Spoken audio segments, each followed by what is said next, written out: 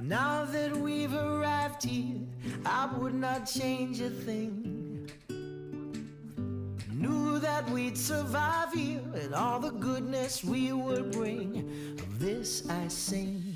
Everybody swimming in sunshine, everybody feeling fine. Everybody join the front line, ain't nobody left behind. Everybody swimming in sunshine, everybody feeling fine. Everybody join the front line, ain't nobody left behind. Everybody swimming.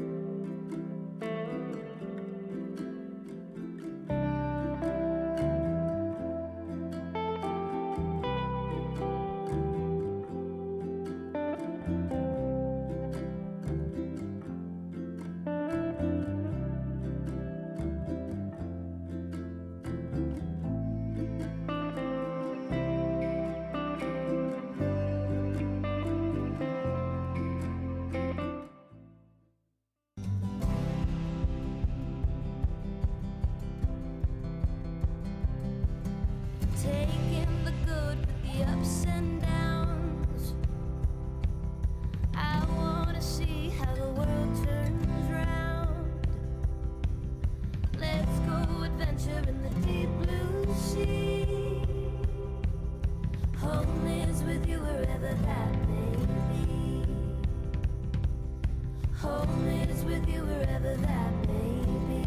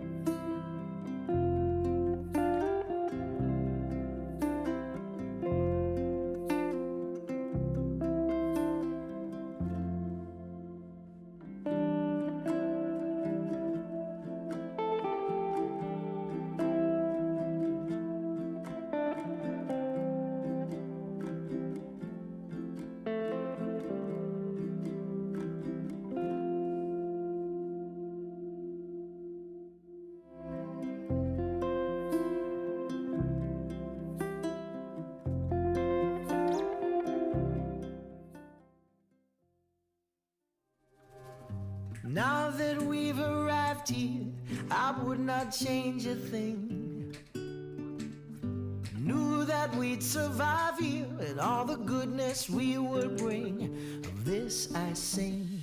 Everybody swimming in sunshine, everybody feeling fine.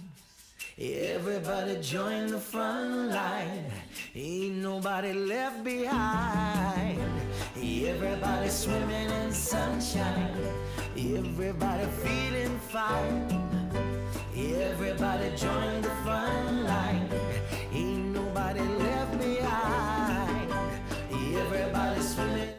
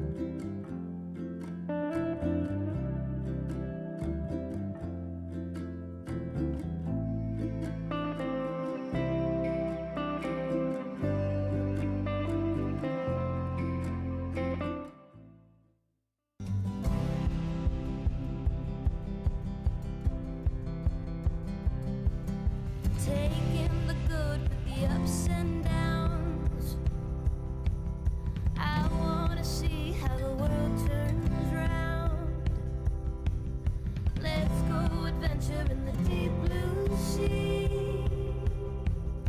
Home is with you wherever that may be. Home is with you wherever that may be.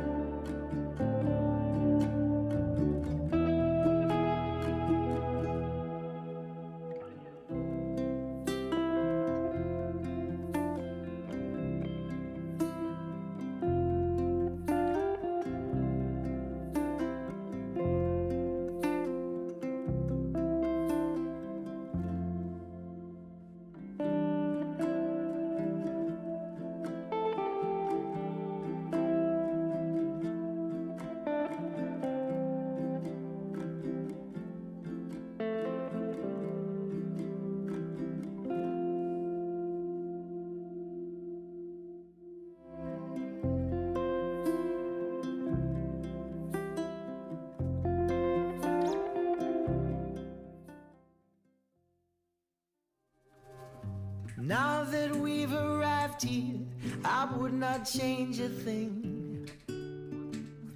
Knew that we'd survive here and all the goodness we would bring. Of this I sing. Everybody swimming in sunshine, everybody feeling fine.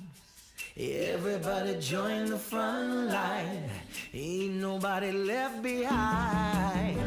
Everybody swimming in sunshine, everybody feeling fine. Everybody join the front line, ain't nobody left behind. Everybody swimming.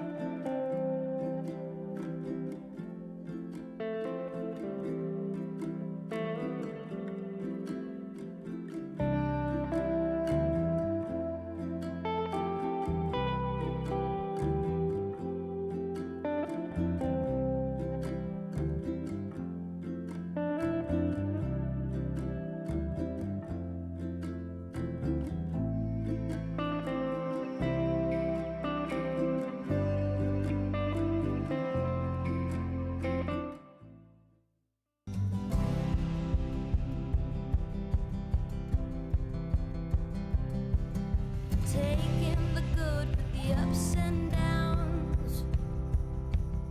I wanna see how the world turns round. Let's go adventure in the deep blue sea. Okay, good morning, councillors, and I'd like to open the meeting for the 28th of the March 2022. I'm getting the 22s and that in mixed up there. I'd first like to acknowledge the country. I would like to begin by acknowledgement of the traditional custodians of the land in which we meet today, the Dalrymple people, and pay my respects to the elders past, present and emerging. I extend that respect to our neighbouring Aboriginal peoples within our local government area, the Gungaloo Nation people, the Barada, Capalbara people, and extend that, acknowledge the Torres Strait Islander people whose land is in the Torres Strait Islands but who live and work on Aboriginal land. Councillors, I'd like to now invite an opening prayer to be delivered by Reverend David Alley, Chairman of the Rockhampton Churches Together. Good morning, David.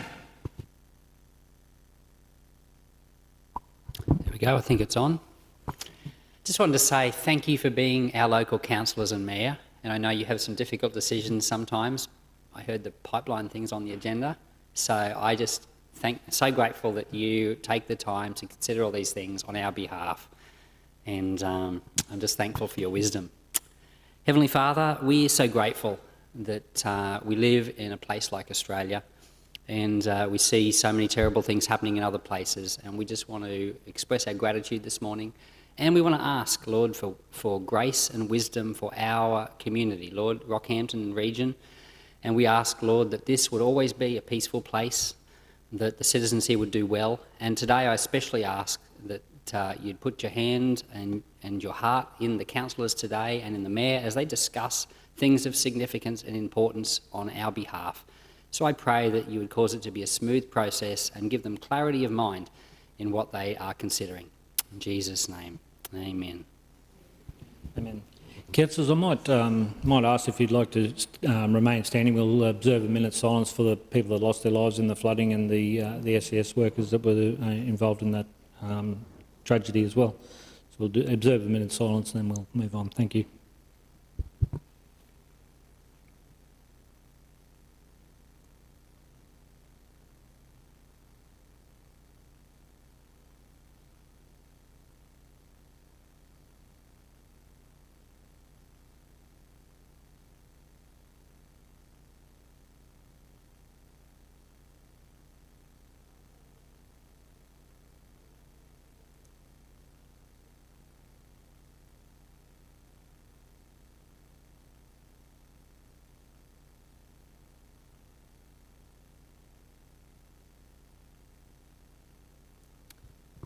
Very much, councillors. Please be seated.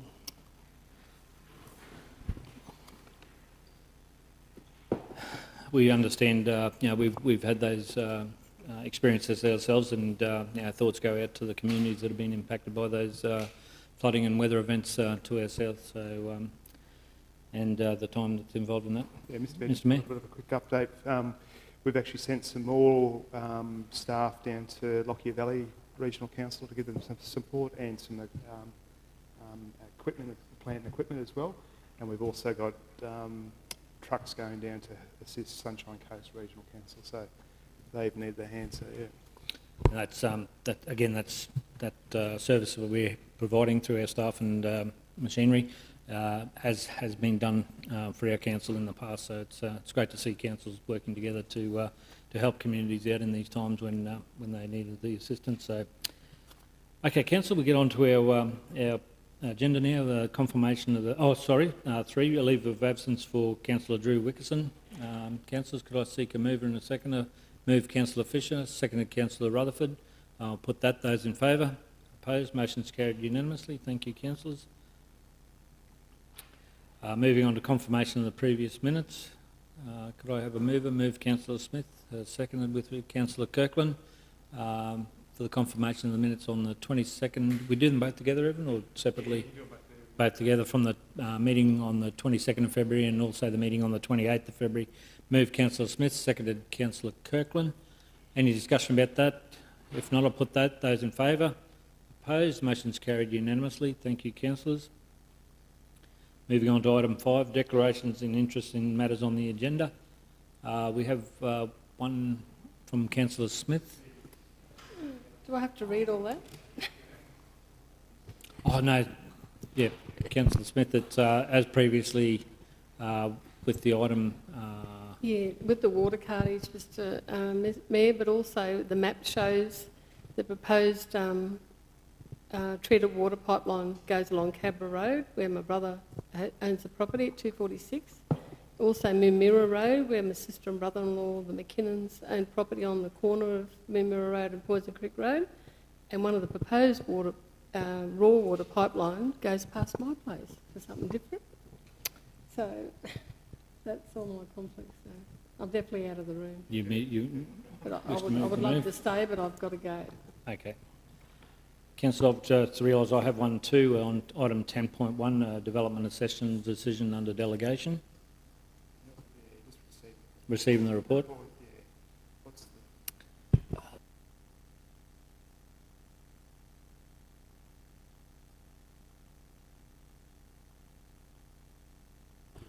Righto. No, it's fine. Just receiving that report, so there's no decision making in that those items though. Moving on, councillors, we'll, item 6, the business outstanding, nil. 7, no public forums, deputations, 8, no petitions. Moving on to 9.1, councillor discretionary fund application, Rotary Club of Rockhampton. Whose is that one? Councillor Smith, sorry. Yeah, you're right, Mr Mayor. Is that going to happen like next year? Because the only reason I didn't donate is I've used all my funds, unfortunately, but I'd love to donate to something like that. I just wondered whether that's an ongoing program or whether it's just this year. Maybe, councillor, we might have a look at that one next year Yeah. for future anyway. Just keep an eye on that one. Could I seek a mover and a seconder with regards to that one? Councillor Rutherford, seconder. Councillor Latcham, I'll put that. Those in favour? Opposed? Motion's carried unanimously. Thank you. 10.1, the development assessment under delegation for January 22. Thanks very much, Tanya. I'll just hold it there. Yeah, I'd like to believe me. Okay. Sorry, yeah. Councillors, I just asked the CEO of my daughter has just purchased a property, and I'll ask the CEO to, the deputy mayor to take the thing, but I need to record it first. Yes, that's correct. That my daughter's purchased a property at 40. It's only recent, so it's not Bray Street. There's a under there's a removal of a house from that property there, so I'll declare that one and I'll leave the room for the decision on that as a neighbouring property to... Yeah, so we'll just identify it as development application D/9 2022 MCU, removal of dwelling and house, character demolition overlay. Yep, okay, that's it, yep. That one. Okay, so I'd do we just move that one or the whole items? Well, it's up to yourself, up to the council table. You can leave the whole lot or just exclude that one, Mayor. This is always the issue we have with these reports. Yep. As it's just a report, I might exclude myself from this whole item and then come back after that one. So I'll leave the room now and then leave that one for decision. So we're going to just, sorry, Mr Mayor, we just missed a couple parts then.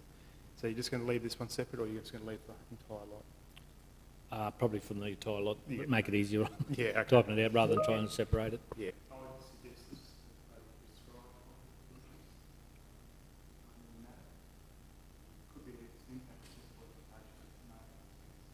Hmm.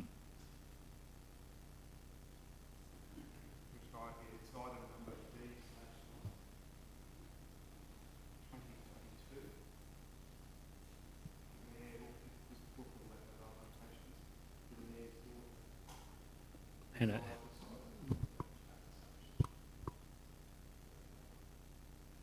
Do you have to name the person, yeah?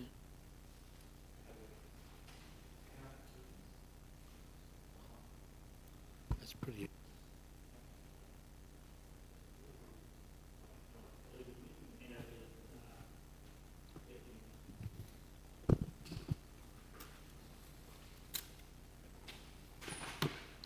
Okay, councillors, Tanya,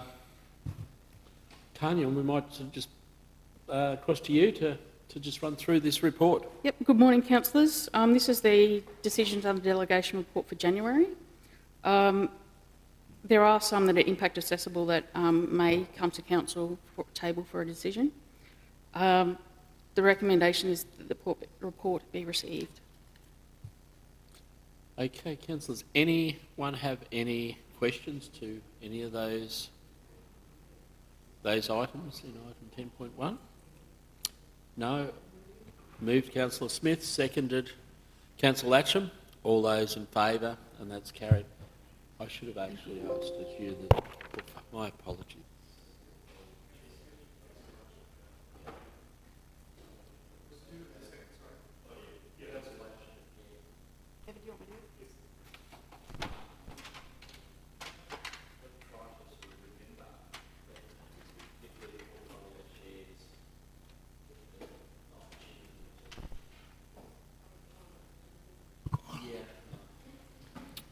Okay, thanks, councillors. We'll move on to item 10.2, minor change to a development permit for a material change of use for a multiple dwelling, 18 dwellings.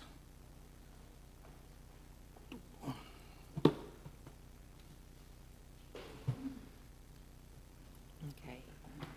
Good morning, Mayor and councillors. Thanks, We've Amanda. received a minor change application to a development application or permit for multi-unit dwellings that we approved, which was approved at council in August last year. There's only fairly minor changes. So the changes that they've requested is that they're going to retain the existing dwelling on lot 3, decrease the number of bedroom dwellings from 17 to 16, and reduce on-site car parking from 47 to 40. So if we go, can I go to the next one? So that's the location on Pennyquick Street. And the next one, you'll see that's the existing site plan, and you'll see there's 2 units fronting Pennyquick Street there. And with the next slide, I'll move that through here. You'll see that they're retaining the existing house fronting Pennyquick and not building one of the new units there, so that's the reduction in the number of units. Car parking was simply just a reduction just due to that unit, and also for the fact that they had additional car parks on there that weren't required under our scheme. So therefore, we consider the changes reasonable and recommending it for approval. Thanks, Amanda. Portfolio spokesperson, Councillor May, there's no comment there. Any comment, councillors? Amanda? Did you want to say? Oh, no, No, sorry, this is Jane. Move Councillor Mathers, seek a seconder. Councillor Smith. Put that. Those in favour? Opposed? Motion's carried unanimously. Thanks very much, Amanda. Moving on to 10.3, the naming of the overpass road for Gracemere. Who has that one? Martin? No, we might have to crack a whip.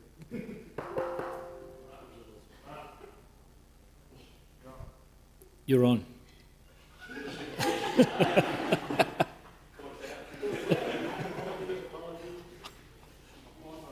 The naming of the overpass road, Gracemere. I think that's the first time I've been caught. Apologies, councillors and mayor. Yeah, caught talking. I'm not much of a talker.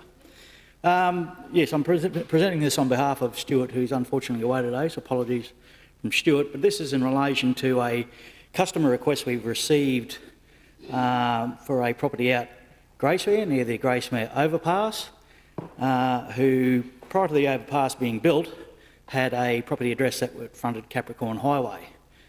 Since the overpass was built, their driveway access now fronts the road that connects the overpass, and so they sought a change of address from council. When council went and looked at its GIS system, we had a name there, Bridge Access Road. Now, tracing back, how that's ended in the GIS system is that come through on the TMR construction plans. So it was essentially just an as-constructed plan and a name given. So there's never really officially been a name adopted for that road. I suppose to cut a story short, it would be there are a number of options available to council, and this particular property owner is waiting now for council's decision on whether they continue with Bridge Access Road, probably more locally known as the Gracemere Industrial Access Road, is probably the second option. Third option is we do have a policy that suggests that council go out to consultation. The reason we're, I suppose, thinking about short-circuiting that is that this particular property owner has been given a name already, is halfway through changing all their addresses over and things like that, and we've asked them just to put that on hold while we get a council decision on what the name should be going forward. So from a council officer perspective, the pragmatic viewpoint is that, and it's our understanding that it's known locally as the Gracemere Industrial Access Road, that be the name that it's given, but in council's hands. Thanks, Martin. And again, I think it's a good report around that decision-making process, and thanks for explaining that. I'll see a number of lights on. I'll firstly go to Councillor Smith as both the infrastructure chair, but also the member for Gracemere as well. So, any comments from yourself, Councillor Smith? You're right. Just need your light on. Just need your light, councillor. The Gracemere Community Voice at one meeting put a suggestion in to name the bridge as well, but it was sort of similar to that. It was they were trying to keep the name Malchi. That was always known as the Malchi area, M-A-L-C-H-I. You see the Malchi 9 Mile Road, etc. But I don't think that ever got legs, sort of thing. So I think just to name the road at this stage would be good. Yeah. Yeah. Okay, thank you. Councillor Fisher and then Councillor Rutherford. Councillor Fisher? Yes, Mr Mayor, I know that this is a little bit different to policy, but I actually think this is a very smart naming because it does help to promote the Gracemere industrial area, and I think that this was probably timely with what is happening to the west of Gracemere. So I think this is a really good idea, and sometimes things outside policy actually work out to the benefit of the greater community, and this is one of them. And through the chair, that's probably the reason we don't like Bridge Access Road. It's very nondescript. It's not describing the location, giving any indication what it's really servicing. So, thanks, Councillor Fisher. No, again, I gather we don't like to go outside the policy and public consultation. It's a big part of local government and what we're about. But when we have a situation like this one, it does make sense to look outside the box, so to speak. Councillor Rutherford? Yeah, I guess I sort of had a little differing opinion there in that I figure if this poor resident have to change their address regardless, have we asked them which option they would prefer? I don't believe we've asked the particular resident. There's one resident that's involved. Yeah. No, I don't think we've consulted with her in relation to the name as such. We've only basically asked her to hang fire at the moment on changing all her addresses. Yeah, and that's probably was just my my concern, given that they've been told one address name and they've started to use that. Now, whether we hold on, it doesn't matter whether it's a policy, we follow the line of the policy, or whether we name it ourselves. It still means this person is going to have to go back and change their address. So I was just curious as to, whether they would prefer just to continue on as it is or not. Yeah. So, councillors, I'm not sure if there's any more discussion around that one. I think it's really self-explanatory, the reason, and again, I think what Councillor Fisher's comments were about the industrial area and how it's promoting that Gracemere area and that access in there is what it all points to. Really does make sense. So, look, Councillor Smith, would you like to move? Sorry.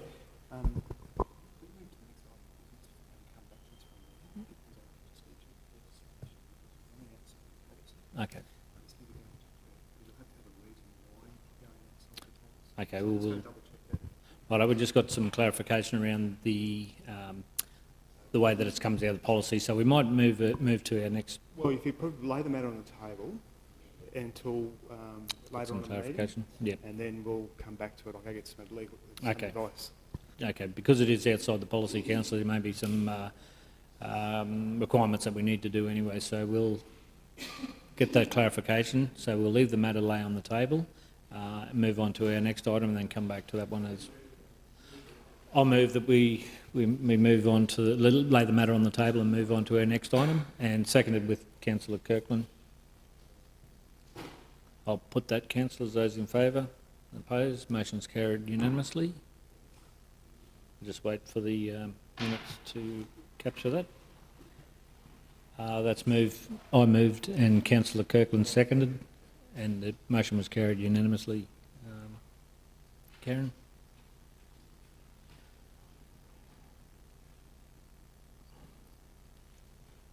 Council, move on to 10.4, the Mount Morgan Water Supply Security.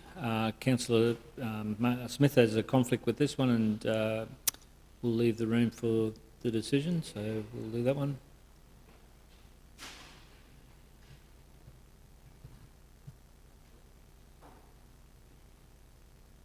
I'm not sure whose hand.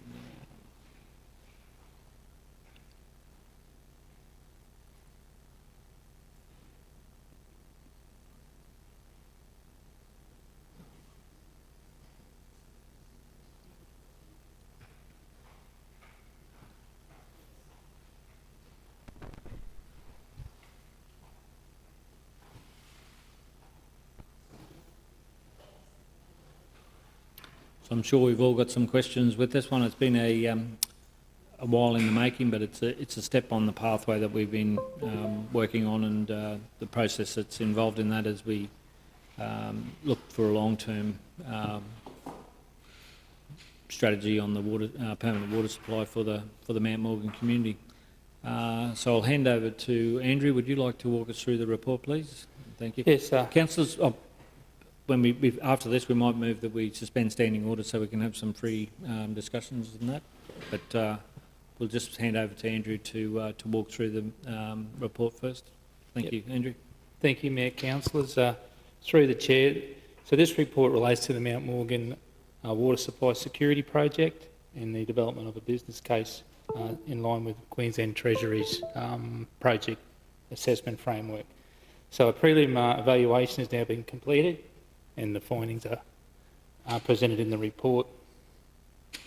Sorry, I'm just catching my breath. I had to run up here. Council have commissioned AECOM to develop the business case, and that they, along with Council, have done a comprehensive option analysis and modelling activities, and a long list of options have been presented. And after assessment of all the options against a multi-criterion economic analysis, the following options were shortlisted and assessed during the prelim evaluation phase. So, base case option 1, do nothing. Base case option 2, continue water carting, however at a supply rate of 1.2 megalitres a day, which is double what we're doing at the moment. Option 3 is a potable water line connected to the Gracemere network. Option 4 is a raw water pipeline connected to the Stanmore Dam.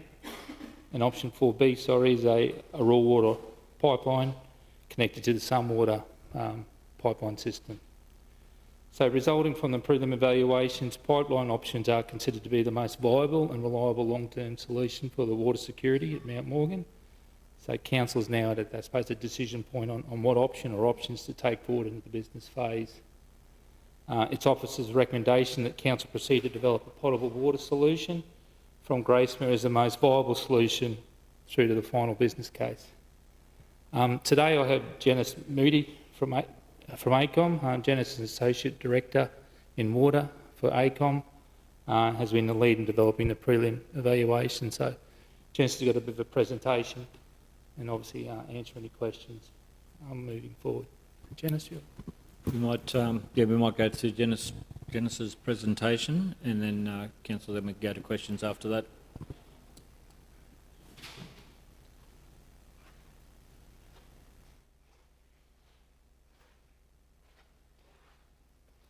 Good morning, Janice.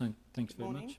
Yeah, Mr. Mayor and councillors, thank you for having me today, and to Andrew and the team. I've been leading the prelim evaluation and moving into the business case phase. I've got Abby Carolyn here, who is our team lead for water in our Rockhampton office, and Abby's been heavily involved with the technical development of the infrastructure solutions. So I'm probably trying to condense a lot of work into a brief presentation. I'm open to questions along the way if you think that'll be the most suitable means to go through it, rather than hold off to the end. We can leave it as an open discussion, and happy to answer questions along the way. So I'll take you through what the project assessment framework means, the methodology that we've undertaken, what we're trying to seek from the project, the options process, and there's a lot of focus on that, and the rigour that's gone into that, how we've shortlisted options, and then in line with the framework, how we've evaluated those options. Okay, so the project's been conducted in accordance with the Queensland Treasury Project Assessment Framework. So it's a pretty standard framework that's been around for a number of years. It aligns also to the Buildings Queensland, or the new department name, their infrastructure frameworks. So all the work that's been done, like depending on what funding body you end up going through or approaching, the work is adaptable to those other frameworks. So normally within, if you are going through step by step in the project assessment framework, you would start off by doing a strategic assessment of service requirements, and then move into your prelim eval. So what we've done as a first step in the project is doing that SASR up front as a workshop with council, with council's project team, just so that everyone's clear on what the objectives for the project are before we move into the optioneering phase. So once you do the prelim eval, there's a hold point where you need to decide whether you'll take it through to business case, how you'll fund that process, you know, and they're on. There's other elements in the, like if you end up with a project that stacks up and you want to get funded, then you have to do the remaining steps there, which is around supply strategies, where you could potentially source the project, contractors, designers, all that sort of stuff. And then moving through, you deliver the project and then you start monitoring the performance of it and report on that through your benefits realisation. So it's a fairly structured process. So our PE has focused on looking at potential solutions for the Mount Morgan situation, looking at appropriate costings, so it's not, we've engaged Fission as a quantity surveyor to actually do proper costings on the project with the risks that we've identified through the project, so that the variability in the cost is captured through the process. You also have to look at your non-cost aspects, so your pretty standard sort of triple bottom line, quadruple bottom line analysis, so social and environmental assessments, as well as the benefits that you're going to achieve from it. And then your delivery model analysis is around how you deliver it, how you deliver the design, the construction, whether that's a public-private partnership, which tends to be for the much larger projects, whether you go to design and construct, straight construction, traditional modes of delivery. So that's been done by our economic partners, BDO, and as I mentioned, the costings were done with Fission.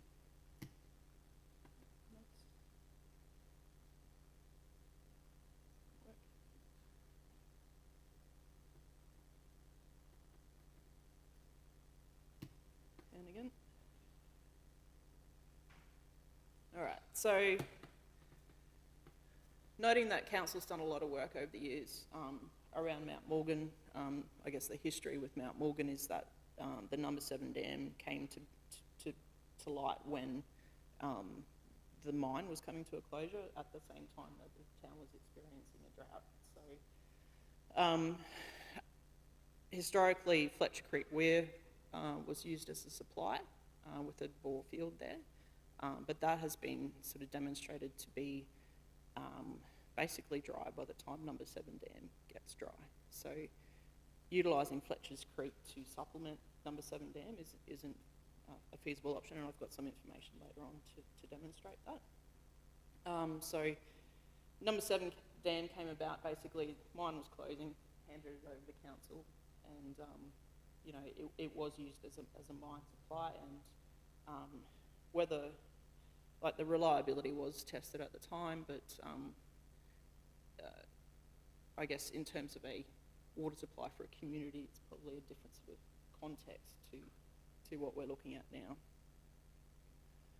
So we've done a long literature review. We've reviewed a lot of options that have been looked at historically, as well as some more recent ones that have been looked at by council, including this work. We did an investment logic mapping exercise, which is part of the strategic assessment of service needs. So what that process does is identify the key requirements for the project, what benefits you're trying to get, and then what potential options there are to resolve that. So that's done up front. Demand assessment, so we've worked with the planning team to look at historical demand and the future demand projection growth within the community, and you know, any potential step changes in demand that we would have to cater for in providing a solution to the area. Looking at options, a technical assessment, and then the options filtering process, multi-criteria and PE development.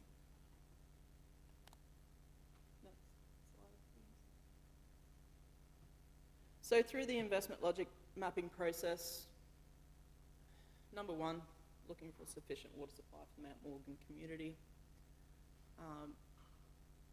We want to improve the road safety, so the trucking at the moment is having an impact on road safety and conditions on that route. We want to support the Advancing Mount Morgan strategy, so by providing secure water supply, sort of underpinning that strategy and the outcomes desired with that. One thing that came out of it was Queensland Fire and Emergency Service and their ability to actually respond to fire events. So while you're in a mode of trucking, when you're designing a water supply system, you have to have a certain amount of volume maintained in the reservoirs, just held as reserve. And that's been difficult for council to maintain while you're doing this trucking. And then an underlying objective, which is related to your regulatory requirements under the Water Supply Sector Reliability Act. It's making sure you can meet your customer service standards, so it has to do with outages and pressure to the system and things like that. Next slide. Sorry. All right. So, in analysing the demand, so the green wiggly line is our historical water usage up at Mount Morgan. So it's jumped around a lot over the years. The grey line is a projection of that demand, so about 330 litres per equivalent person per day. So an equivalent person is an equivalent residential person. So any of the non-residential users get converted to what we call an equivalent residential person. Okay, so in looking at that in comparison to what you would ask a normal developer to do in a new development, council uses the Capricornia development guidelines, which indicate 500 litres per person per day. Okay, so already Mount Morgan is below that standard, and we thought it would be appropriate to ensure that we're planning for that 500 litres per person per day. So it is higher than their historical usage, but that's also likely attributable to the long-term drought that's been experienced in that community. So they're pretty used to hardened demand conditions. Janice, just a question there, Councillor Rutherford. Janice, I was just going to comment, and I'm assuming you've accounted for it, but a lot of the Mount Morgan community have rainwater tanks, and they use that regardless of whether there's water in the dam or not. They tend to use the rainwater tanks for drinking and things like that. So I think the water usage under a normal treated water potable supply, the water usage is likely to increase anyway. Yep. Yeah. So do you think you've allowed enough I think for that? there is. So we did look at rainwater tanks as an overarching option, and to do that, you sort of you run the rainfall through a system where you're accounting for that storage in the tank, and that demonstrated that you can't actually sustain a rainwater tank with the climate that's there at the moment. So if that was a component of your demand, it would be a very small benefit that they're achieving. Okay. All right. Thank you. Councillor, I might just move to suspend standing order so we can just open free discussion around this one anyway as we move forward. Move Councillor Fisher, seconded Councillor Kirkland. Yep. I'll put those in favour. Opposed, motion is carried, so we'll move into back to the report, just to suspend standing orders. Thank you. Sorry, Janice, but that's back to the presentation. Right. That's right. No, you're right. You're right. Keep yeah, you're all right. Wasn't sure. Next slide. Sorry, this isn't working. All right. So level of service. In planning for water security, you target a level of service. So this shows how the different criteria within planning and regulating water supply relate to different actions of council. So overarching is your level of service. So it's ensuring that you can get the amount of water that you need with a sufficient or an acceptable amount of restrictions, supply, and an acceptable frequency of experiencing both restrictions and emergency conditions. Okay, so it is different to your normal customer service standards, which is I'm going to get 22 metres of pressure when I turn on my tap. And then KPIs is how you're measuring against the customer service standards. So we use level of service to plan the water supply system overall, and that has underpinned this, this whole study. So in 2016, NRM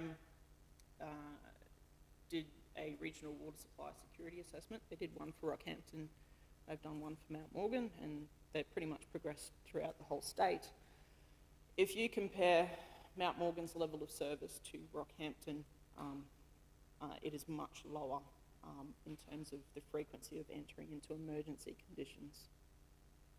So what we've said during our investment logic mapping process is that, and I guess from the feedback from the community consultation, was that we don't want to experience any more than level 3 restrictions in that community, which is pretty reasonable in comparison to Rockhampton as part of the wider community. So our target was keep it above level 3 and or match what we're getting in Rockhampton, because same rate base, same, make it equitable across the community. So the results from the security modelling, showed reaching emergency conditions 1 in 60 years, 1 in 25 years by the time you hit 2035 demand, and then compared to Rockhampton, 1 in 92 years. So that's the sort of difference that you're getting from number 7 dam compared to Fitzroy Barrage security. What the NRM work doesn't account for is water quality. Okay, so number 7 dam, as you're aware, is silted up at the moment. And the treatment plant there at the moment struggles with, the high turbidity water. There's a lot of colour complaints coming through, which is attributed to the low, dirty water in the dam sort of thing. So if you then took 15%, which is a nominal level that we've spoken to the operators about as to what they think is safe to put through the treatment plant without causing too many issues, then you're looking at having to do that every 1 in 10 years. Okay, so very frequent. So coming back, based on that, we've been targeting a level of service to hit that level 3 amount. Okay, next slide. So in terms of option generation, we sort of group them into 3 areas. Can we do anything with the demand at the moment? Okay, so in these situations, you always target non-infrastructure first, and then you move into infrastructure as the last resort. Looking to secure water supply arrangements through other solutions. Can you transfer it to off-grid? So rainwater tanks, this effluent reuse, all those sorts of things. Okay, so a non-traditional sort of water supply. Next slide. So I won't go and read every single option, but in our base case, we had base case 1, which is your current situation, but also your current level of service. So noting that trucking is, it's potentially something that could be a viable solution. You could accept that that's reasonable going forward. But to do that, we want to make sure that we're comparing apples for apples with the same level of service. So then we brought in option 2 to show that you would have to truck at a higher amount and a higher rate to match what the other options to level of service is going to provide. Next slide. Can I just ask there, what would that level of service literage per day per for person be with the increased level, the option 2 that you had? Option 2 is 1.2 megs a day, which is equivalent to your level 3. In terms of per person, that's how many litres? Oh, I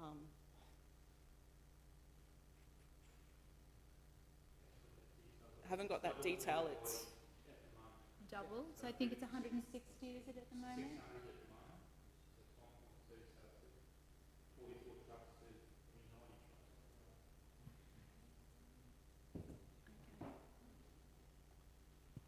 Can I just say, 600 litres a day is the current per person? no.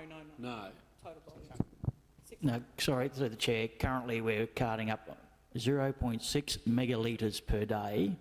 This increased carting would take 1.2 megalitres per day. So it's effectively doubling what we're currently supplying through the trucking. And currently per household, it's about 160 litres?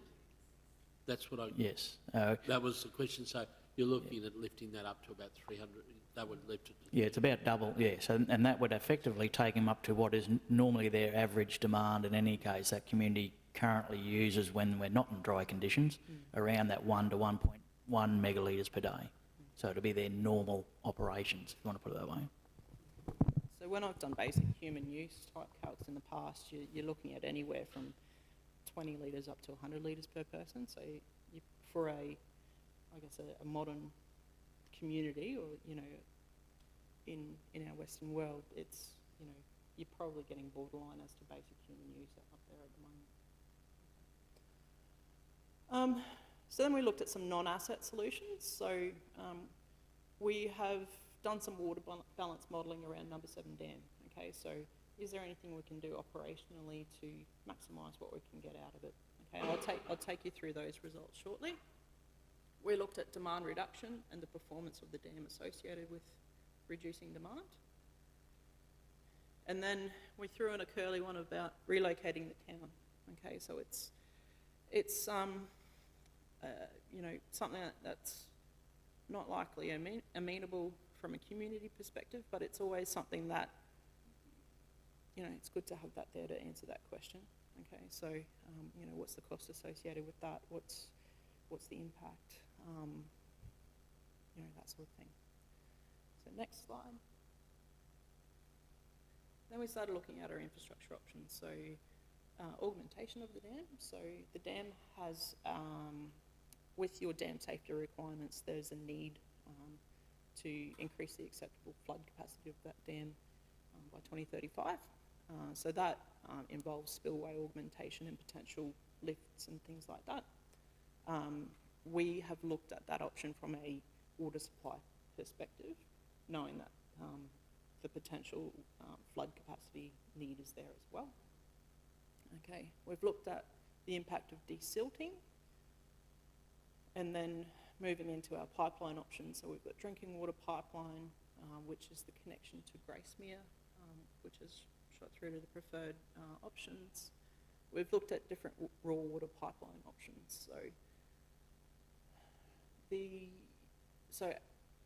There's a few configurations on the raw water pipelines. So the first being connection to Stanwell raw water supply dam. They've got a raw water supply that feeds their plant off the Fitzroy River. Go to the next slide.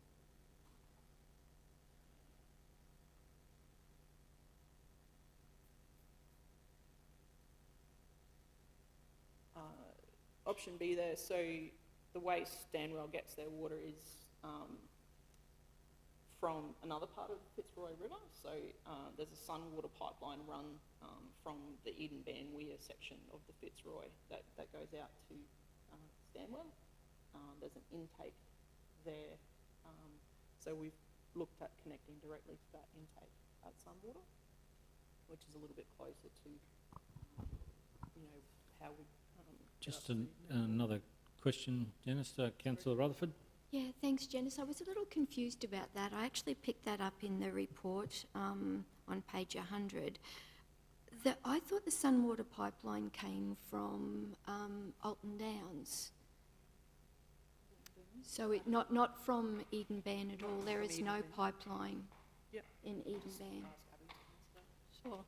So that pipeline does connect at Laurel Bank there, the intake. Laurel Bank, Yeah, yeah. so the allocation, I understand, comes from Eden Ban Weir, and I think that's the reference that you're making there. So that option is to connect to the pipeline from Laurel Bank closer to the Stanwell Dam. So that it's B, is it? Yeah. So the two raw water options, one's to connect directly to Stanwell's water supply dam, and the other one is to connect to the water pipeline, Sunwaters pipeline. But yes, it does connect at Laurel Bank there. At Laurel Bank, yeah.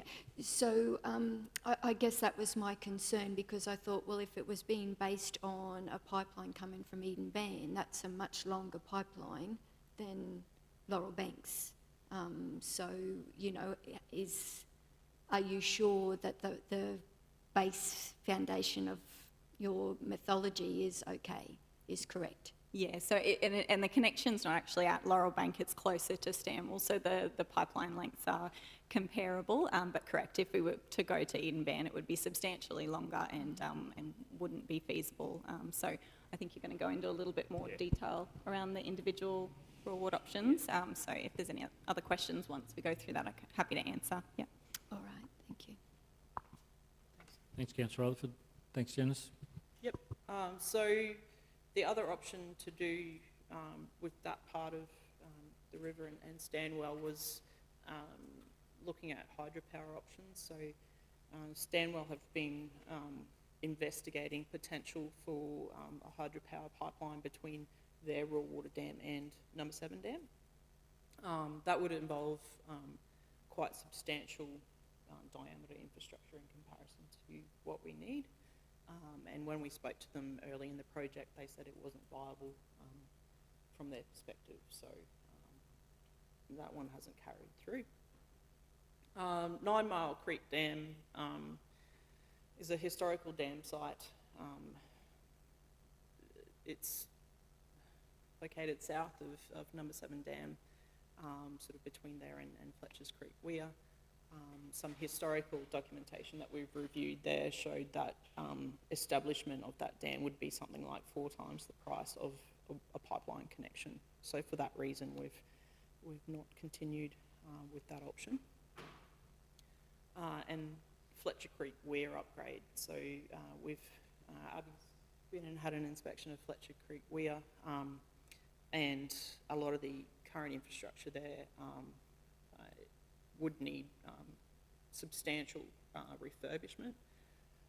There's also evidence in comparing flow records and level records at that site that it's leaking quite substantially as well. So it appears that it's going straight down into the aquifer when it's there, and the reliability of the bores there isn't sufficient for the demand that we need. Councillor Rutherford, another question? Yes, thank you. Janice, just before you move on to the next slide, the hydropower with Stanwell, and I know we have to be careful because we can't sort of discuss Stanwell's business, but for what reason are they not interested? Did they feel that they had to build the pipeline to Mount Morgan, or was it because their equipment had to be upgraded? Can you help me with that? I'll get Abby to talk on that. Yeah. So as Janice alluded to, the pipeline size for a hydro solution would be substantially larger. So we'll get into the detail, but we're talking for this pipeline in the order of about 250 millimetres or slightly smaller. For a hydropower solution, you'd be in the order of metres, 3 metres. Our understanding is typically for a hydropower solution, you would want the source to be quite close to the point of generation. In this case, it's quite far apart.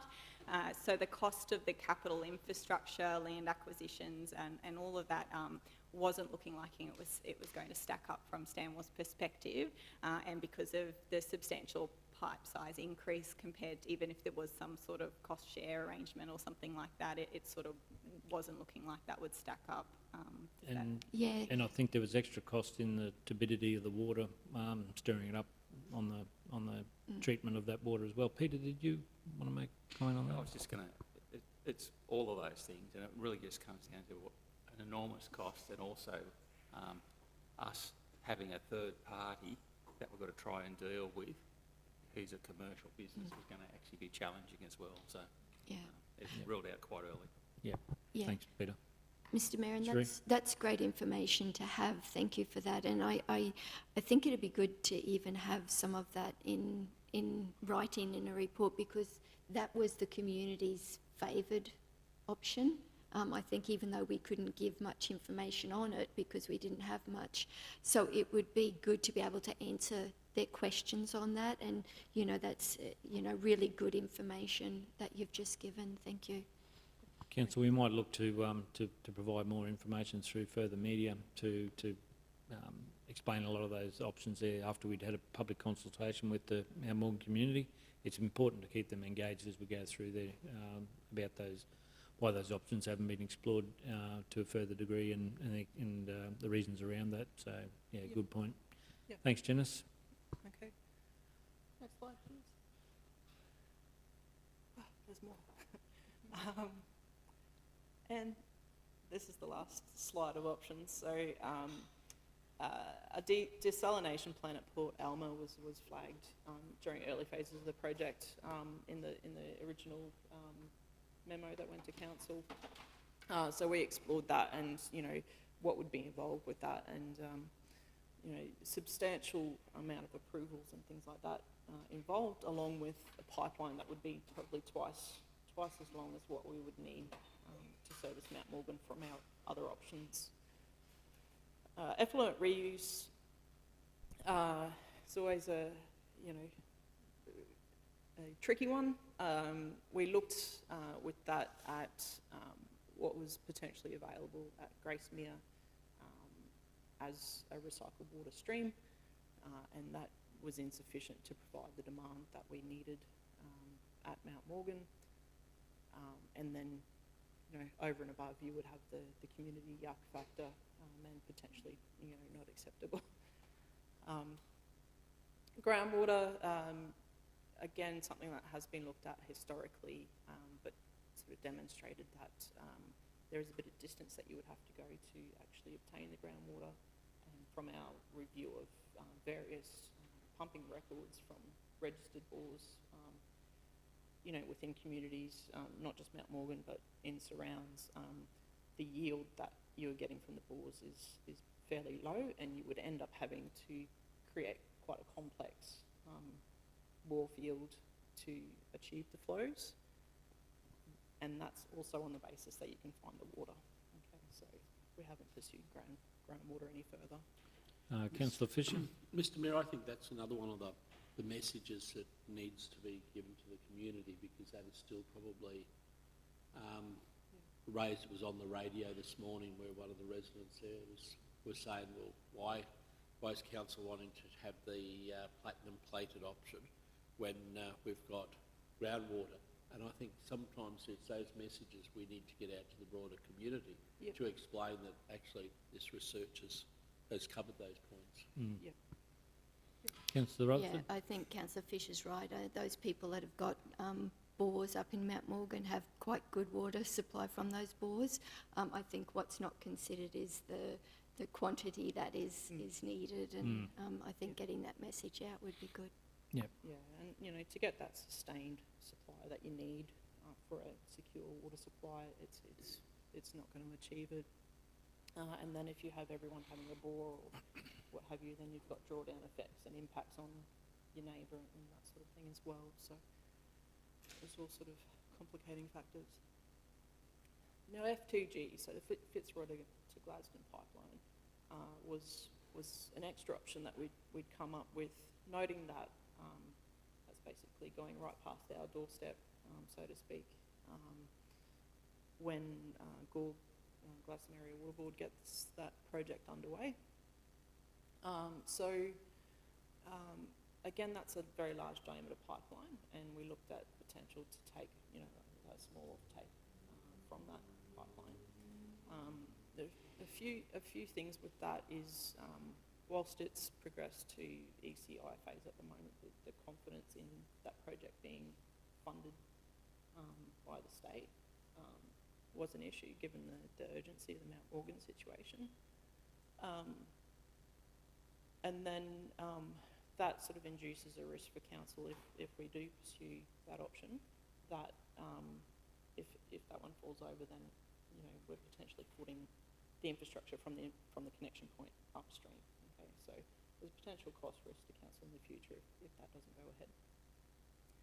From a technical perspective, though, in the work that Abby and team have done, it sort of demonstrated that it's a longer pipeline and that there would be a lot more infrastructure required. So our other pipeline options have 2 main pump stations and between 20 and 30 k's of pipeline.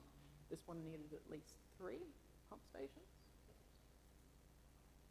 and a significantly higher head, which means a huge power requirement by comparison.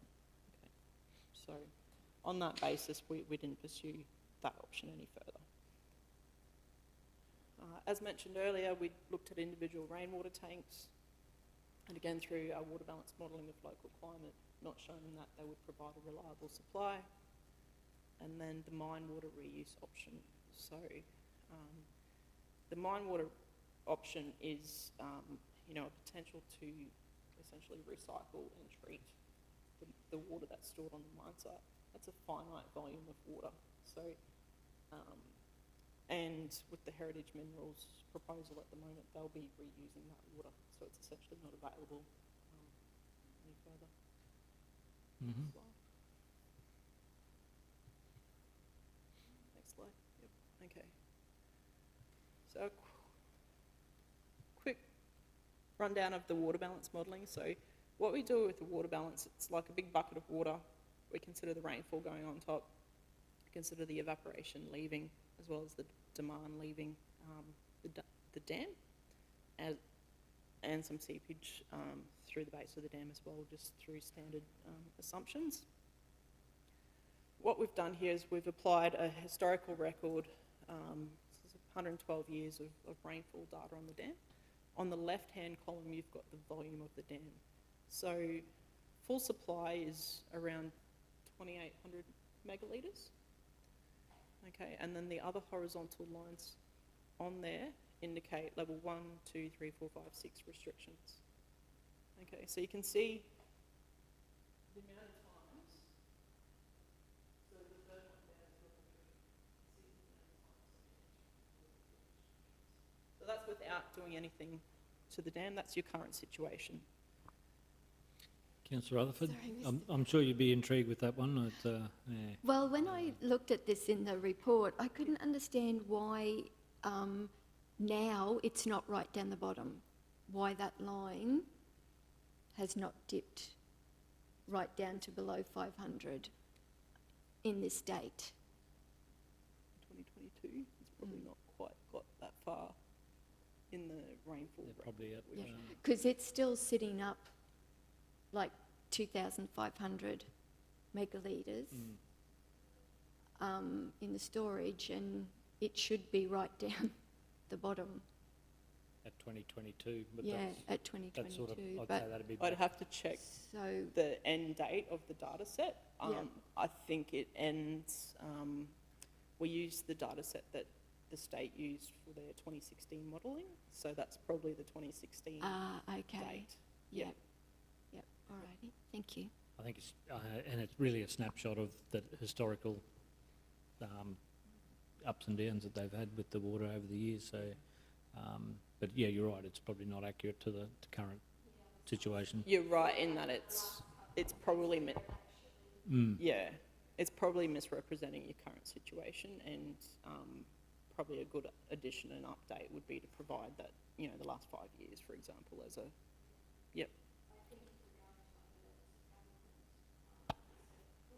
Sorry, if we're going to other levels of government, it would be great to have an updated one of those if it's possible to get it, because at the moment that almost reads like we're sitting, halfway where we're not, where we've bottomed out completely. Yep. Yeah, we can overlay real data onto this as far as we've got as well, just to show the correlation that we've got between the model and real data. So, okay. Next slide, please. Okay, so In reviewing the results, we also reported the evaporation of the dam over the same period of time. So if you look at the evaporation as megalitres per day, you'll see that, you know, you're up to nearly 5 megs a day evaporating from that dam, depending on the level that it's at, which is, you know, 2 to 3 times your demand. So any options that you would consider to, if you were looking to supply directly to the dam, you would have to supply this amount as well. Okay, so 3 times the amount that you would need to than if you were supplying directly to town. A lot more demand to put water into the dam to keep that at a level that you need for the community, just through evaporation and Yep. added to that. Councillor Rutherford? Thanks, Mr Mayor. I'm crossing some questions off as I go, so if you don't mind. And a lot of you're answering a lot of my questions, so thank you. I did wonder, and I noticed the one before was about rainfall. So does the rainfall in a natural catchment, like to the dam, does that counteract some of the evaporation? This will be the net evaporation after the rainfall. Okay, so on an individual day, you say, I've got this much rainfall coming in, I've got that much evaporation going out, and so that's the sort of net going into the dam. Yes. So it is accounted for, yeah. Yep. So the evaporation, the loss via evaporation is much greater than what you would get on a rainfall? Yes. Thank you. Next slide. Okay, so we then looked at, if we stopped using number 7 dam for water supply, what would it look like? Okay, so you can see that we're just hitting the level 1 restriction level, which is about 50% capacity in the dam. Okay, so you're sustaining the dam at higher levels. Okay, so if you can provide an option that takes the need for the dam away altogether, then you'll end up with the benefits that your aesthetics and your recreational benefits of maintaining that dam at a higher level. Next slide. Okay, so, sorry, the colours are a little bit difficult to see. So I've got a lime green line there, which is our base case, so how we're operating the dam at the moment. And then what we've done is we've changed the time at which we implement the restrictions. So say level 1 is at 50%, we're saying let's put the screws on at 60%.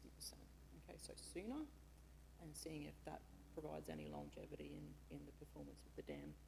And you can see that there's hardly any difference in the outcome. So imposing restrictions earlier in the community is going to have minimal effect on the dam. Okay. And we did try that at a number of different restriction levels as well, and yeah, had barely any impact, because that evaporation is such a huge component and has such a huge impact. Yeah. Next.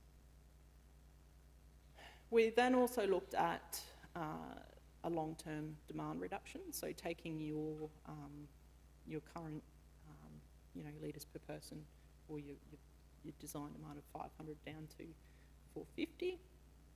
10%,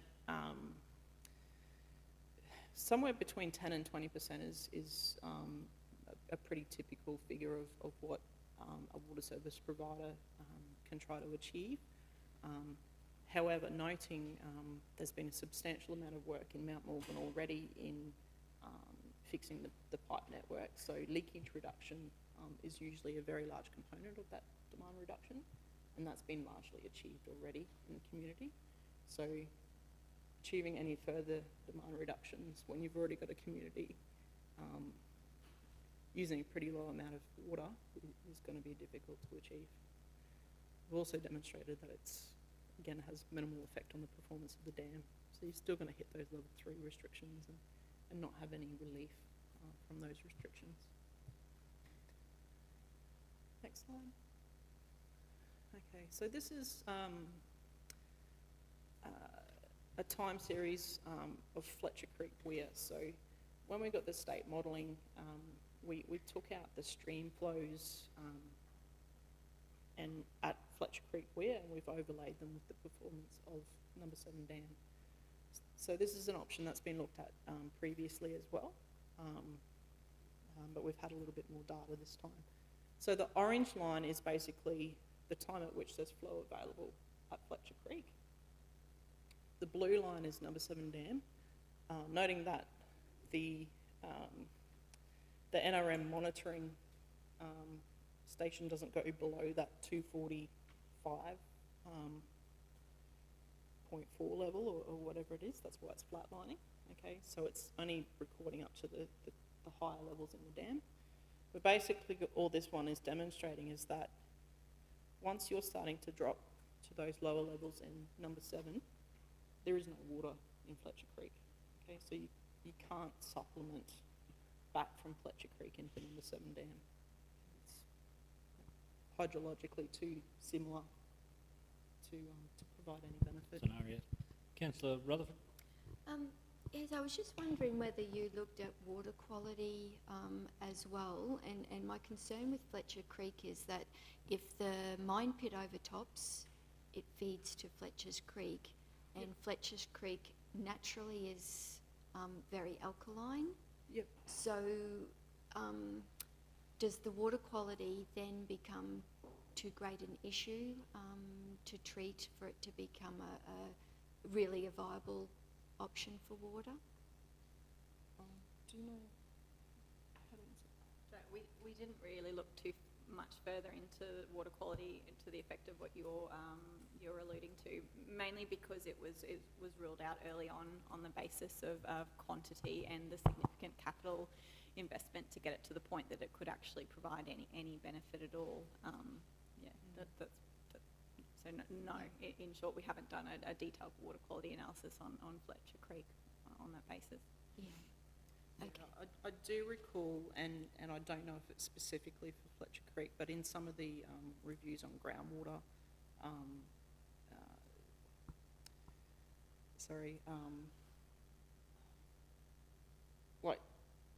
not necessarily salinity, but the conductivity of the water was quite high, which indicates either salt or other minerals that would need to be accounted for. Yeah. And that has also been used as a reason for dismissal in the past as well.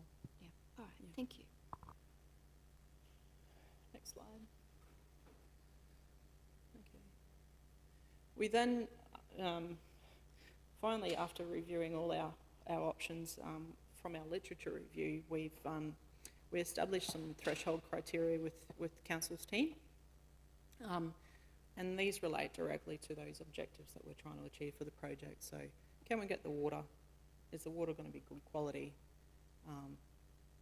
How much regulatory issues would need to be managed through the process to actually make it a turnkey operation?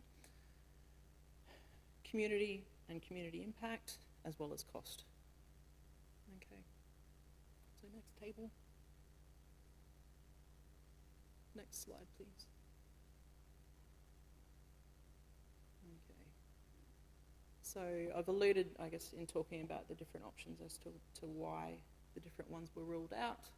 So you can see that anything to do with augmentation, I didn't show the slide with augmentation of number 7 dam in terms of the water balance. So we trialled different raises of the dam up from 1 metre up to 4 metres. And it basically you end up storing that sort of the top component, but it evaporates, so you still end up dropping into those levels. Okay. So basically anything to do with number 7 dam, it didn't provide the volume that we needed. Relocation of the town has been ruled out due to cost and community acceptance issues. 9 Mile Creek Dam, as mentioned earlier, potentially 4 times the cost of pipeline options. Also quite long time frames with EISs and getting approvals to actually build a new dam. Fletcher Creek Weir, based on volume, desalination cost, as well as regulatory issues with the treatment process required, the management of brine, all that sort of stuff associated with desalination. effluent reuse failed all criteria. Groundwater on volume, Fitzroy Gladstone, volume and cost. And the other two, so volume and mine water resource was volume and community as well. Okay, so next slide. So then we proceeded with these shortlisted options. So we did do a multi-criteria assessment with council, but within our scope, we'd allowed to look at 3 infrastructure options anyway. So we have taken them all through to the evaluation process for the prelim evaluation. Okay, so the do nothing option, trucking as is, increased trucking, potable water connection to Gracemere, and then the 2 raw water supply options. Go to the next slide, please.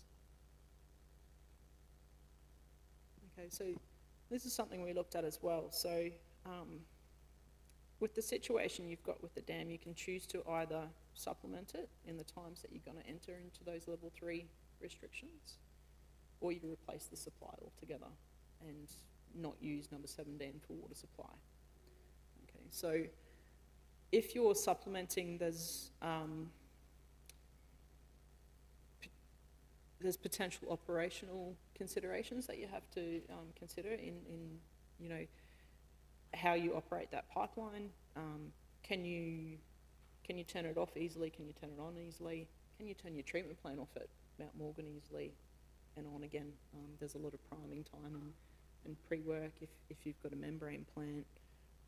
The membranes dry out, all sorts of stuff, okay? So when we've taken the options through, and we did do some cost analysis on this, a replacement supply for the potable option was a better outcome, and it also operationally is about a better outcome where you're not intermittently operating the current treatment plant at Mount Morgan. For the raw water supply options, we've used a supplementary supply, and again, that's basically when you hit the level 3 level in number 7 dam, you would switch over to your raw supply lines. Okay, next slide, please.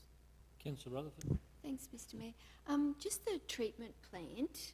Yep. So I read that if it's a potable water supply, we decommission the treatment plant in Yep. Mount Morgan. I was under the understanding that the water would need to be, once it travels a certain distance, Yep. say the Yeppoon pipeline, it needs to be retreated or at least rechlorinated Yep. at the end of that. So how do we decommission a treatment plant Yep. given the distance it has to travel? Yep, so we've allowed for, and Abby, jump in if you feel, so we have allowed for rechlorination at the downstream end. So you've got chlorination there at the reservoirs in town, and that enables enough retention time so that you can dose and it decays before it goes into the network. So we've basically allowed for an assessment of rechlorination at that end, and we are looking into that in further detail so that the cost of that infrastructure is included with the solution. All right. Did you have a question, Evan? No. You're right. So Councillor Rutherford. one other question then too, and it's probably about the water, the bulk water that would be used. So the water allocation to go to Mount Morgan is potable, so that comes from the region's water allocation. However, if it was raw water, Yep. then there is an option maybe for flood capture. You can an additional allocation for flood harvest. Yep. So has that set of sums been done at all? Raw water versus potable water? Are you- Potable water, portable water, potable water. That's okay. In short, we haven't looked at the flood harvesting as an option. Is that a situation where it goes from, say, high priority water to medium priority, or? I don't understand it intimately at all, Yep. but apparently you can take water once the Fitzroy is in a decent flood run or whatever. You can take water and store it over and above an allocation, which would mean we could take that water and store it in the number 7 dam Yep. And then that doesn't actually affect our allocation as such. Okay, yep. I'd have to take that one away to consider it further. When I've spoken to the department in respect to allocations, so for our potable supply option, we'd be utilising, the main Rockhampton allocation at the moment. Yes. Yeah. All of our costing has been done on high priority costing as well, so worst case water charging from either the state or Sunwater. With respect to the two raw water options, they would require us to acquire an allocation. Okay, so that can be quite an involved process. There is reserves available within that component of the Fitzroy and the Fitzroy plan, but then you have to follow all the rules of the Fitzroy plan. So with Sunwater operating sort of that section of the Fitzroy, would have to approach Sunwater, firstly ask if they've got allocation reserves available, and then you still have to step through the process of the water plan, which involves more hydrologic modelling to demonstrate that taking that extra little bit of water at that point doesn't impact their ability to supply every other allocation holder. So I was under the understanding that it's our allocation up to Eden Ban. So Sunwater is actually taking water from our allocation. So if it's potable water coming from if it's raw water coming from Laurel Banks or whatever, that's our allocation. So why would we need to? It depends on, from what I understand, and I have to work through it further with the department, is it does depend where you take that supply. Martin might be able to clarify. Yeah, I think it's sort of both answers are right, I suppose, in some respects.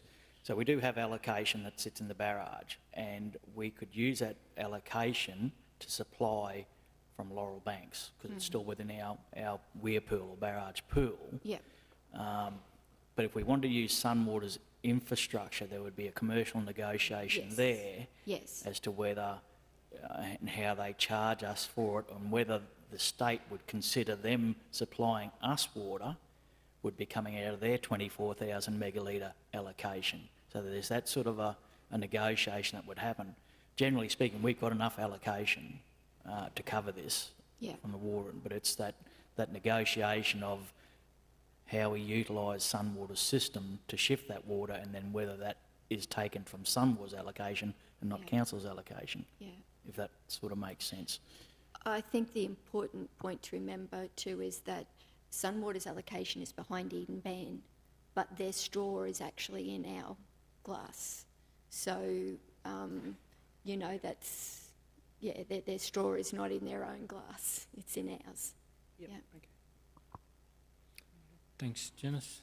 Do you want to take them through the options? Oh, yeah, I can do that. The only other thing I'd probably just add around the flood harvest option is that if we can definitely take that away and have a look, but there would, on top of the infrastructure required for the raw water options as they currently stand, I assume there would be significant additional storage through potentially augmentation of number 7 dam. So your capital cost for that option would be. I don't think it's.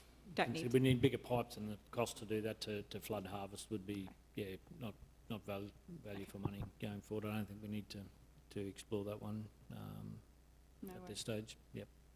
Right. Thank you. Okay. As Janice said, we went into a technical assessment for the 3 shortlisted infrastructure options to enable us to do a cost comparison. So the option on the screen here is the potable water option. Keeping in mind this is very early days in terms of design development, so there is a fair amount of refinement that would be required in the following stages, and some of that we're doing currently as we speak for the as we progress or get ready for the business case phase.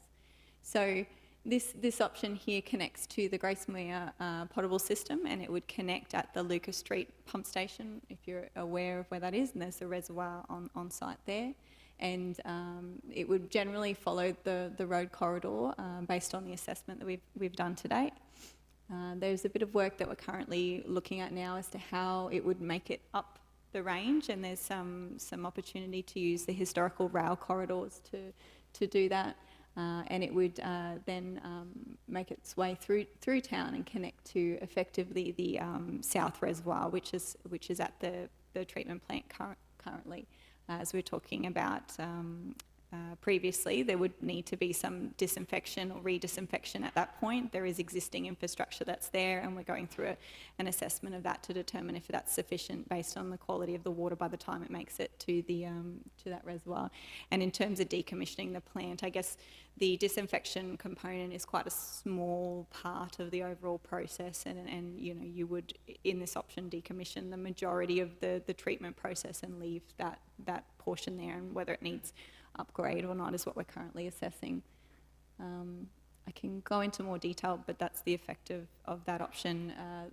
Pipe sizes for the prelim evaluation, as I mentioned, were around the 250 millimetre in diameter. We're currently looking at refining that a little bit further, so it's not a significant pipe size. We're in the order, you haven't got those mentioned there, listed there, around 27 ish kilometres for most of the options are very comparable in length. Any questions before we move on? Next slide, please. So, excuse me, A4A is connecting directly to the Stanwell water supply dam. So again, a little bit of work that would need to go into exactly where at that dam that would connect, but we're looking to utilise as it heads from the dam to the north is facing to the left. So as you head to the east, we would be looking to hopefully utilise the Powerlink corridor. There's a bit of a consultation that we've tried to instigate at this stage to avoid, you know, significant vegetation impacts through that area. And then a 4 Mile Road using the road network, and from there on in it's very similar in alignment to the potable water options, bit of refinement around what parts of the historical rail corridor we might be able to use, making our way through town and connecting to, in this case it would be to the treatment plant. There would need to be some raw water storage and some augmentation of the treatment plant. So the water coming from the Fitzroy River, I'm sure you're all aware, is significantly, has a higher sediment loading, so higher turbidity. The treatment process at Mount Morgan is made for the quality of the water coming out of number 7, which is a much lower turbidity, so there would need to be augmentation to that treatment process if we were to consider these options, and that would look like some additional settling or something at the front end of the process to try to get rid of that sediment in the water before you go through the standard process. So there is a and it's a fairly significant upgrade. You're going through costs later, aren't you? Next slide, please. And the final shortlisted infrastructure option is effectively the same thing in terms of it's a raw-to-water connection, except it would be, as we spoke earlier, connecting just upstream in the infrastructure network to the Sunwater pipeline, which is the blue line that you can see at the bottom there. We would need to have a buffer tank at that point. And apologies, I didn't probably touch on for each of those options. We will need a number of pump stations to achieve the lift, or to get us all the way from the starting point up to Mount Morgan. All options require 2 pump stations, so they're very similar in terms of those infrastructure requirements. One at the start, and then there'll be one around at Moonmerra, and we're currently looking at utilising a council quarry parcel to minimise land acquisitions. Councillor Fisher, question? Yeah, thank you, Mr Mayor. I think this is probably the question I'm getting most from residents in Rockhampton, and the confusion over, or just not understanding how many pump stations and that are required, but also they're starting to get the question of, we all want to be able to help Mount Morgan, but what is going to be the cost of actually that operational, of getting that water from Gracemere to Mount Morgan? And I'd like to put someone on the spot and sort of ask, you know, something that we could go to the residents and say, okay, this is not going to be something that could be a deal breaker. Can I? And that's a put that question, through you, question Mr. I'd Chair? ask Councillor Fisher, and it's one that a lot of people would be asking about the operational costs of that. Peter, or I might jump in. Peter, did you want to You'll respond? have more detail. But, Yeah. Thanks, Peter. I mean, look, it is early days. We've got a design to prepare here where we will get further costings and development. But in the report, I think it talks about $1.20 or $1.25. Yep, so kilometre. if you're looking at operating only costs, $1.22 per kilolitre. Yeah. So just for comparisons, we are very cheap here. So ours isn't ours 82 cents per kilolitre. But if I looked at around surrounding councils, Mackay's $1.86 for its first tier, $2.76 for its second tier. So to me, it's not out of the question in terms It's in line with a lot of communities. Yeah. Further question. So you're probably looking, what, about 40 cents a kilolitre per take-off across the whole of Rockhampton region. Is that what you're looking at, or is this just Mount Morgan? What you just said. I kind of felt the report was sort of quoting Mount Morgan, not... Sure what you're getting. So what I've done there is we haven't looked at a cost impact to the rate base. We've Okay. only looked at the pure Cost. of the project per kilolitre to provide it up to the community.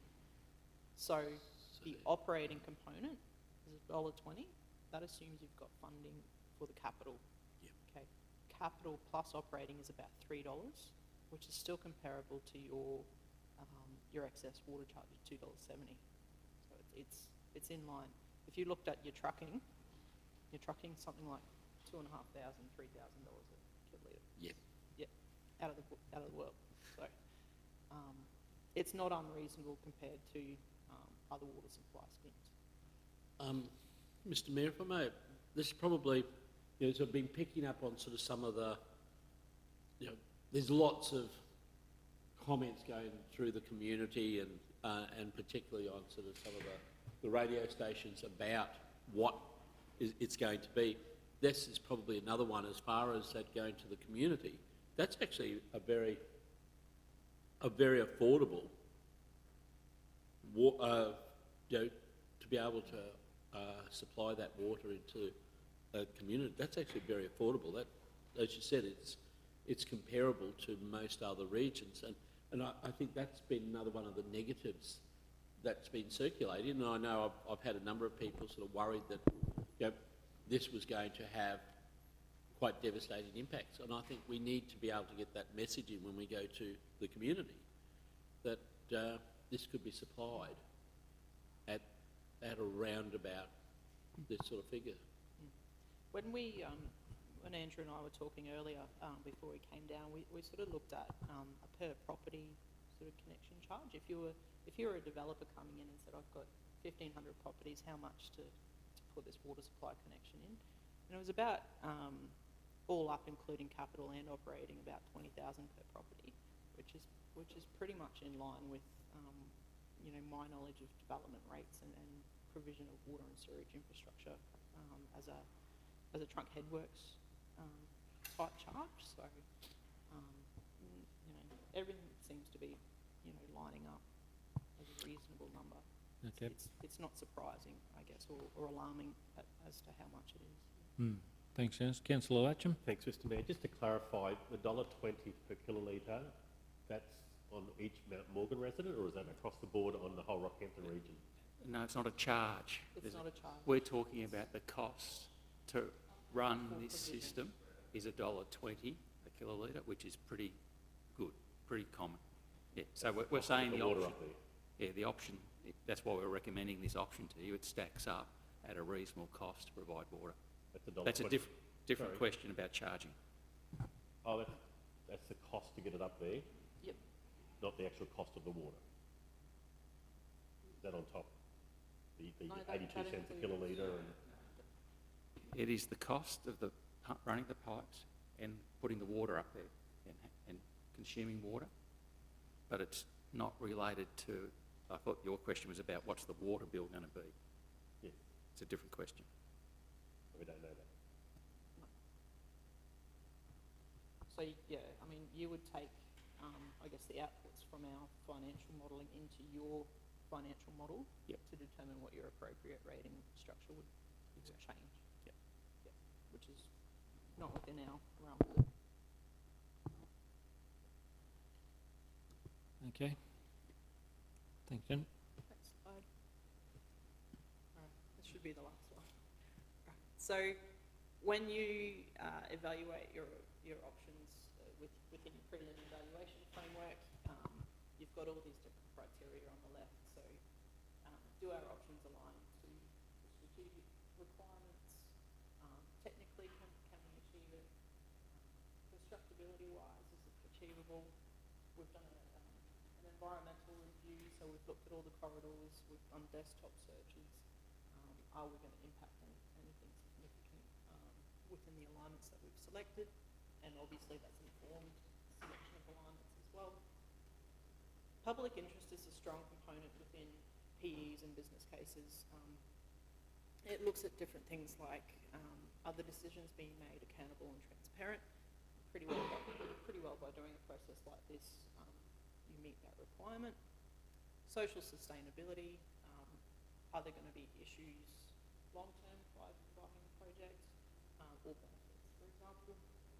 Public access and equity, so that particular one is sort of looks at things like do people in the community have a right to a water supply?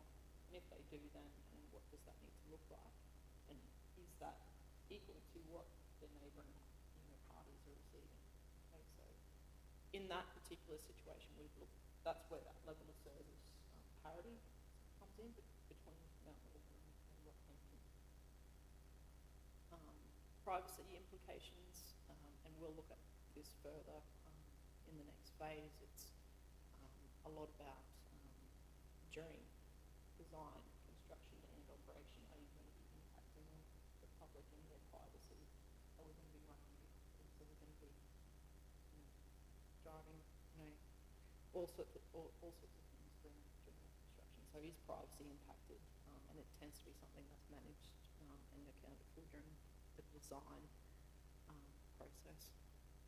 And then obviously economics, which is to do with your costs and benefits, and then financial is more to do with cash flows and payments and net present value. So with the ticks there, a one is partially meets the requirements and two doesn't meet the requirements, and two is somewhere in between. So I guess with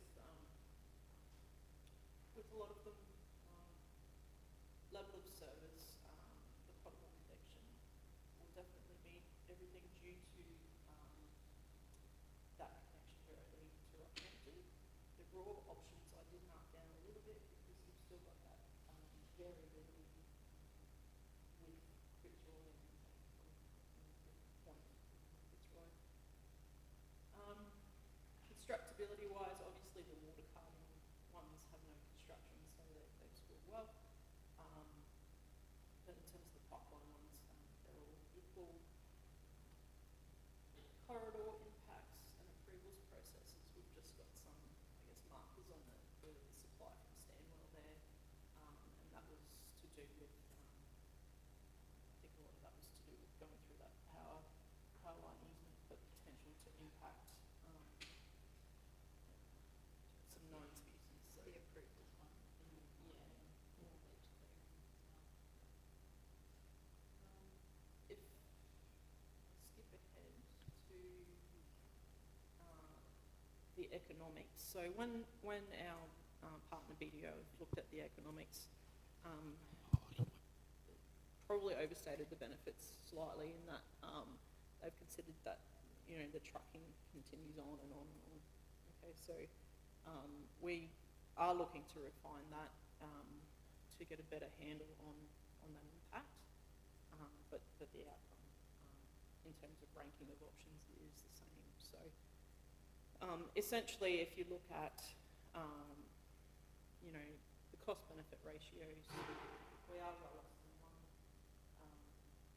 You'll notice that the water carting option is a negative, which basically means it's causing more impact than what you're making. So it's sort of increasing the problems. And that's to do with, potential traffic safety and environmental factors that we've quantified as part of that assessment. BCR less than 1, which isn't surprising for water supply projects. It's pretty rare for a water supply project to have a BCR greater than 1, unless there's a really specific commercial advantage that you're going to get at the end of it. So, I guess in terms of ranking of the options, the potable water supply is preferred, or number 1 option, followed by the raw water supply options, knowing that base case isn't meeting the level of service that you're trying to achieve, and that base case 2 has more of an impact than you're trying to resolve by.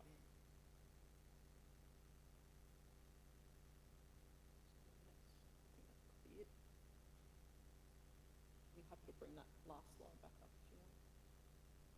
Yeah. Any further questions? Okay, councillors, questions? I think we answered quite a few as we're going through, but thanks very much for that presentation, Janice. But there's lights on. Councillor Rutherford? Thank you. Yes, can I, before I ask my final question, I hope it's my final question, thank you very much for the presentation. You're welcome. And for all the great work that went into it. Can you please just remind me, what's the annual amount of water we would be looking at taking? Our design amount is 588 megs per annum, and your current allocation of number 7 is 584. So at your 30-year horizon, you'll need a little bit more. Right. Thank you very much. Thank you. Councillors, any other questions? Councillor Fisher? Yeah, look, I'm probably like Councillor Rutherford. I've been going through all my questions, and you've actually been answering a lot of those questions as we've been going. I too want to commend you for the work that you've done. This has been a very difficult issue for the whole of the community and very divisive. Yeah. And I think a lot of what has been addressed in this report actually allays those fears, and in fact, in some places, probably will sort of bring public support further together.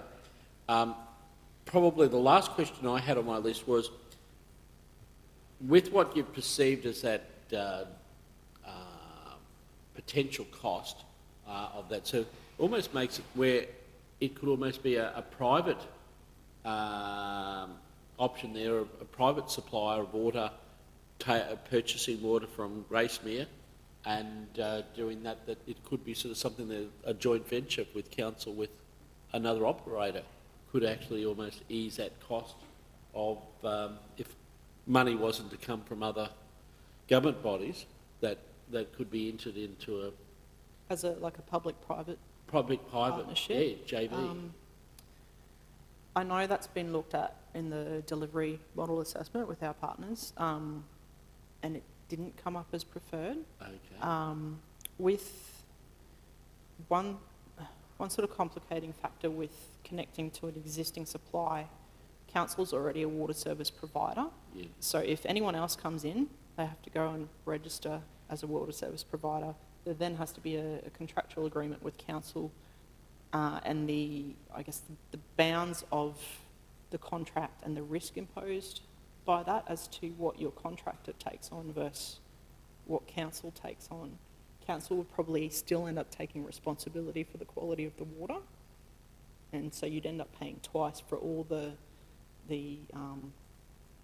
regulatory needs that you have to meet to be a water service provider, if that makes sense. It's kind of weighing up the cost of potentially borrowing funds as to a joint venture that could, and it was just those sort of figures, and I've been doing a little bit of sort of looking at other more unique opportunities around the country, particularly for sort of Inland Australia of where there has been sort of some options. So it was just that was the very last question And I had. it's still an option that will be further considered at business case phase anyway. It's like basically the prelim evaluation is a high level look at everything, and then you get to B, C, and you really pull it apart. So it will be looked at again. And if you know, if council want, like, we can get BDO, you know, to present or to explore that in a lot more detail with the finance department or you know, whoever controls the money. But look, thank you very much. Yep. Yeah. Thanks, Councillor Fisher. Councillor Kirkland, then Councillor Rutherford. Thanks, Councillor Kirkland. Thank you, Mr Mayor. Yeah, I just want to commend and congratulate you on a very thorough report. I think that there's an awful lot of questions from the community that are answered within as to what they would think would be a good option are answered within this very detailed report, and I look forward to it being made available to the public for them to explore that, to find those answers. I think also this is a great document, Mr Mayor, for you to go taking to tables that need to be looking at it in our lobbying moving forward. All the arguments are very solid, and it's going to reinvigorate our lobbying capacity to have this report also for funding and to validate the expense of cost. I think one of the things that stood out to me in this report was certainly the fact that, as we've discussed, Councillor Fisher, the 160 litres a day really isn't, that's not something we should be sustaining. That should be more, and if it's more, then that's more money, and so absolutely we need the help of the next two levels of government to help us with a better option, and this is a really good option for us moving forward, the pipeline. So I did see that you explored options tapping into the doing an offtake from the Fitzroy to Gladstone pipeline, and that it was ruled out. Basically, for me, one of your reasonings behind that was definitely the cost risk of it then being, as you've already highlighted to us, something where council are going to be, could very much be held at ransom with that. So I think that that was probably a wise decision. I was going to question you about whether some things around the pipeline and tapping into the pipeline that they will be taking, the new pipeline from the Fitzroy, tapping into that, because it's a very similar option to AO4B, a raw water option. It's very similar to that. Yep. And I thought, and then when I read about the cost risk, I thought, I understand now why that's being ruled out. Thank you very, very much. Mr Mayor, I'm happy to move as Portfolio Chair once Councillor is finished. Councillor Rutherford. Yeah, I agree with Councillor Kirkland there. I had other questions too about, you know, what were opportunities maybe with raw water or with the Gladstone pipeline, but given the presentation that we've just had, I get it now, so thank you. Just if you could help clarify one thing for me. Up here it says the total cost, so for the potable water connection is 21.08 million. In our report, it's saying 39.4 million. So what's the difference? So what? Because the PAF works to a 30-year time frame for the net present value assessment and what have you. So the financial and the economic model ends at 30 years. These pipelines have a life of 80 to 100, depending on material and construction method and things like that.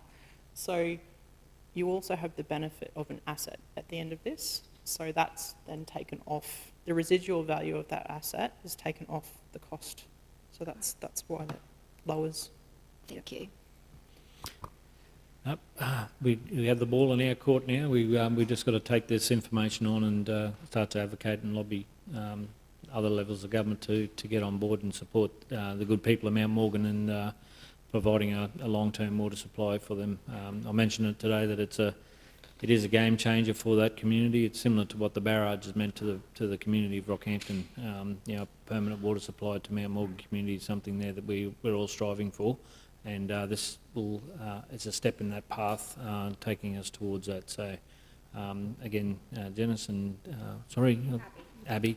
Really appreciate the presentation and answering the questions from the table. They're all prudent and something there that now we'll gather that information, pass that back on to the community. But with the federal election coming up and seeking funding for the full business case, hopefully we can get the candidates to support that and assist council and the Mount Morgan community in taking that next step. So that said, council, I might move that we resume standing orders. I'll put those in favour. Opposed? Motion's carried. I moved. Second, Councillor Fisher. There's no further questions with regards to that one, councillors. We have a mover, Councillor Kirkland, and seconded Councillor Rutherford in that space. I'll put those in favour. Those opposed, motion's carried unanimously. Thank you, councillors. That is a great step forward and one that we need to work on. Thank you, councillors. Thank you very much. I'm sure the Mount Morgan community will start to understand that we're really committed to providing a solution for their water woes. Councillors, we'll invite Councillor Smith back in first. I'm just conscious we've got a fair bit on our plate still, so whether we wanted to go push through until we get to the closed session item and then go for a break in between, or go now and wait. Yes, that's right. We still have another matter there as well. Okay. I'll be guided, councillors. Did you want to press on or take a break now? Yeah, okay then. Thanks, Councillor Fisher. We'll just wait for Councillor Smith to come back and then we'll go from there.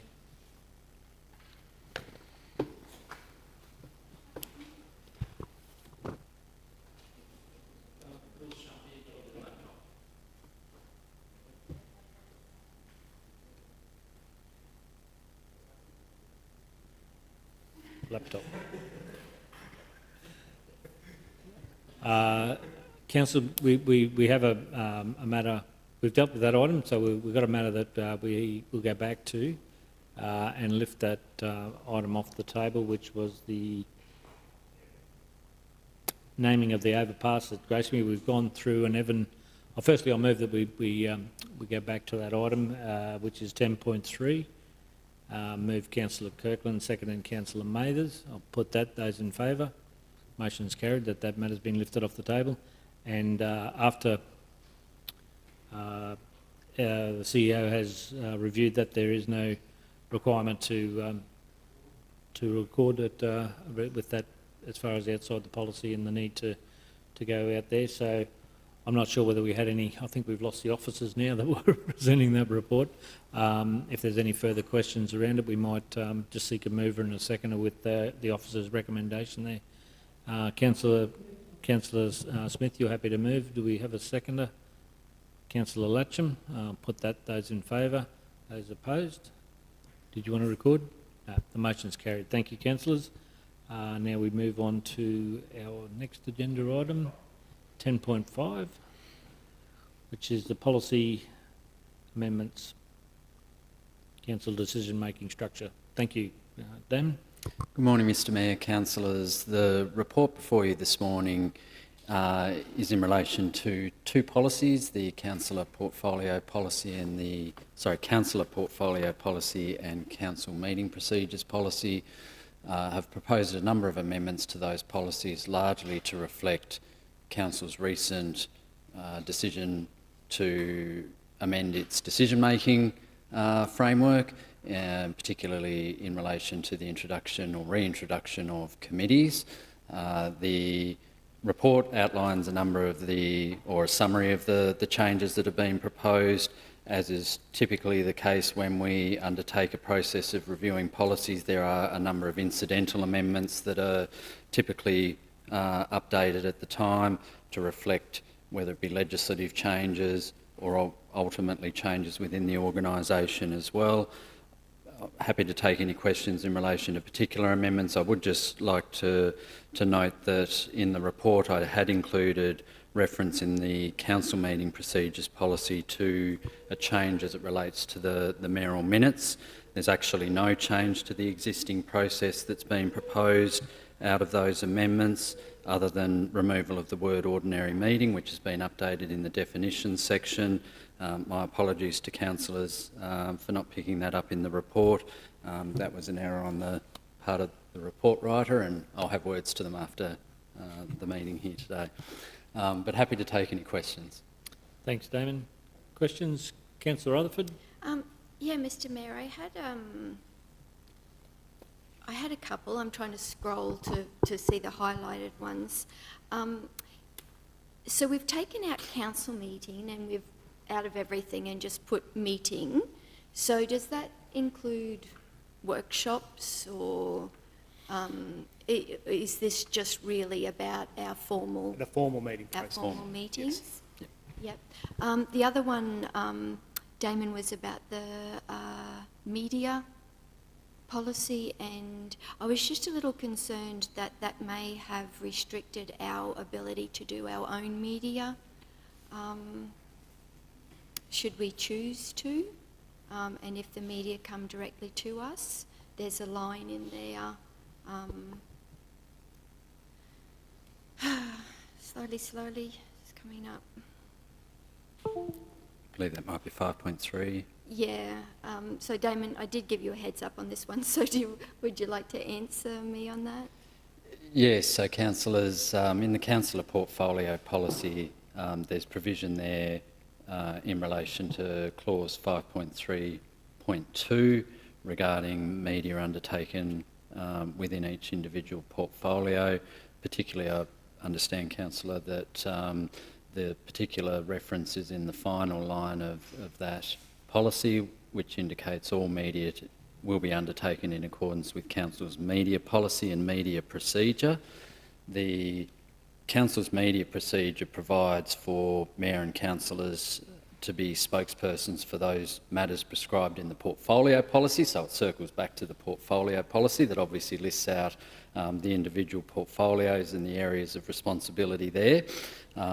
There is also, though, provision there that portfolio councillors are the key council spokesperson on those portfolio-related matters. So, as it currently stands, if any councillors are wanting to undertake their own media, so whether that be initiated by individual councillors or at the request of a media outlet that comes individually to council, to councillors, if it relates to your individual portfolio, then under the current media policy and media procedure, that's fine. To the extent that if it's outside your portfolio, the media policy and procedure also provides for that to be permissible outside of, I guess, those general provisos that have been included there around making it clear if you're commenting on areas outside of your portfolio about being of a personal opinion and respecting the council decision making and the like. So notwithstanding being subject to the media policy as reflected there in the councillor portfolio policy, there's certainly no restriction or prohibition or issue with individual councillors looking at initiating your own media or in responding to direct media inquiries and not going through the internal process or through the media team here at council. Okay. Councillor Rutherford? Can I just ask a question around that? Yes, no, you're right, Councillor Kirkland. Thanks, Mr Mayor. Just with that you've been talking about, that 5.3.2, the exception to that is if there is, that it's a broader regional impact and your portfolio, and that goes directly back to the mayor then. The reason I'm clarifying that is because I was contacted by media about the Mount Morgan facility, but I directed it back to media with the understanding that that had to go to the mayor. Is that correct? And apologies, sorry, I did miss including that other proviso that the portfolio policy does have some other provisions in there regarding what is typically the mayor being the spokesperson for, and that's those major regional decision making, whether it be in relation to partnerships with other levels of government, for example, natural disasters, and they're outlined in that policy there as well. Thanks, Councillor Kirkland. Councillor Mathers. Thanks very much, Mr Mayor. Just through you to Damon, if that's okay. Damon, can I just draw your attention to the councillor portfolio 5.4.3. It just says that a detailed briefing note has been removed and replaced with appropriate information in regards to any reports that are going to the table for the portfolio to be made aware or that they might be introducing to council meetings. I can give you a moment to have a look at that. Just while you're looking through that, it just says the Deputy Chief Executive Officer, General Managers, Executive Managers and Managers should ensure the portfolio councillors is provided with the appropriate information prior to the meeting for any reports that the portfolio councillor is introducing. Yes. Yeah, I'm just wondering, that just concerns me a little bit in regards to a detailed briefing versus appropriate information. You know, who makes the decision on what's actually appropriate information? So just to recap, I guess, in terms of where this proposed changes come from, at the initially when this portfolio policy was introduced was at the very commencement of the introduction by Council of Portfolios. As I understand it, the process that has typically been followed in relation to portfolio councillors meeting with the responsible GMs and managers and addressing matters that are coming to council in relation to reports, that the proposed amendments are largely to reflect what is currently being put into practice. Separate to that, there is the councillor acceptable request guidelines policy that provides for councillors' ability to be able to request information, whether it be through the CEO or other levels of through the organisation. So there is still that mechanism for councillors and also portfolio councillors then to make requests for information. So to the extent, for example, that as portfolio councillor you may feel that the information that you've been supplied in relation to a report that is coming to council is insufficient, then there is still a mechanism there to be able to seek and obtain additional information.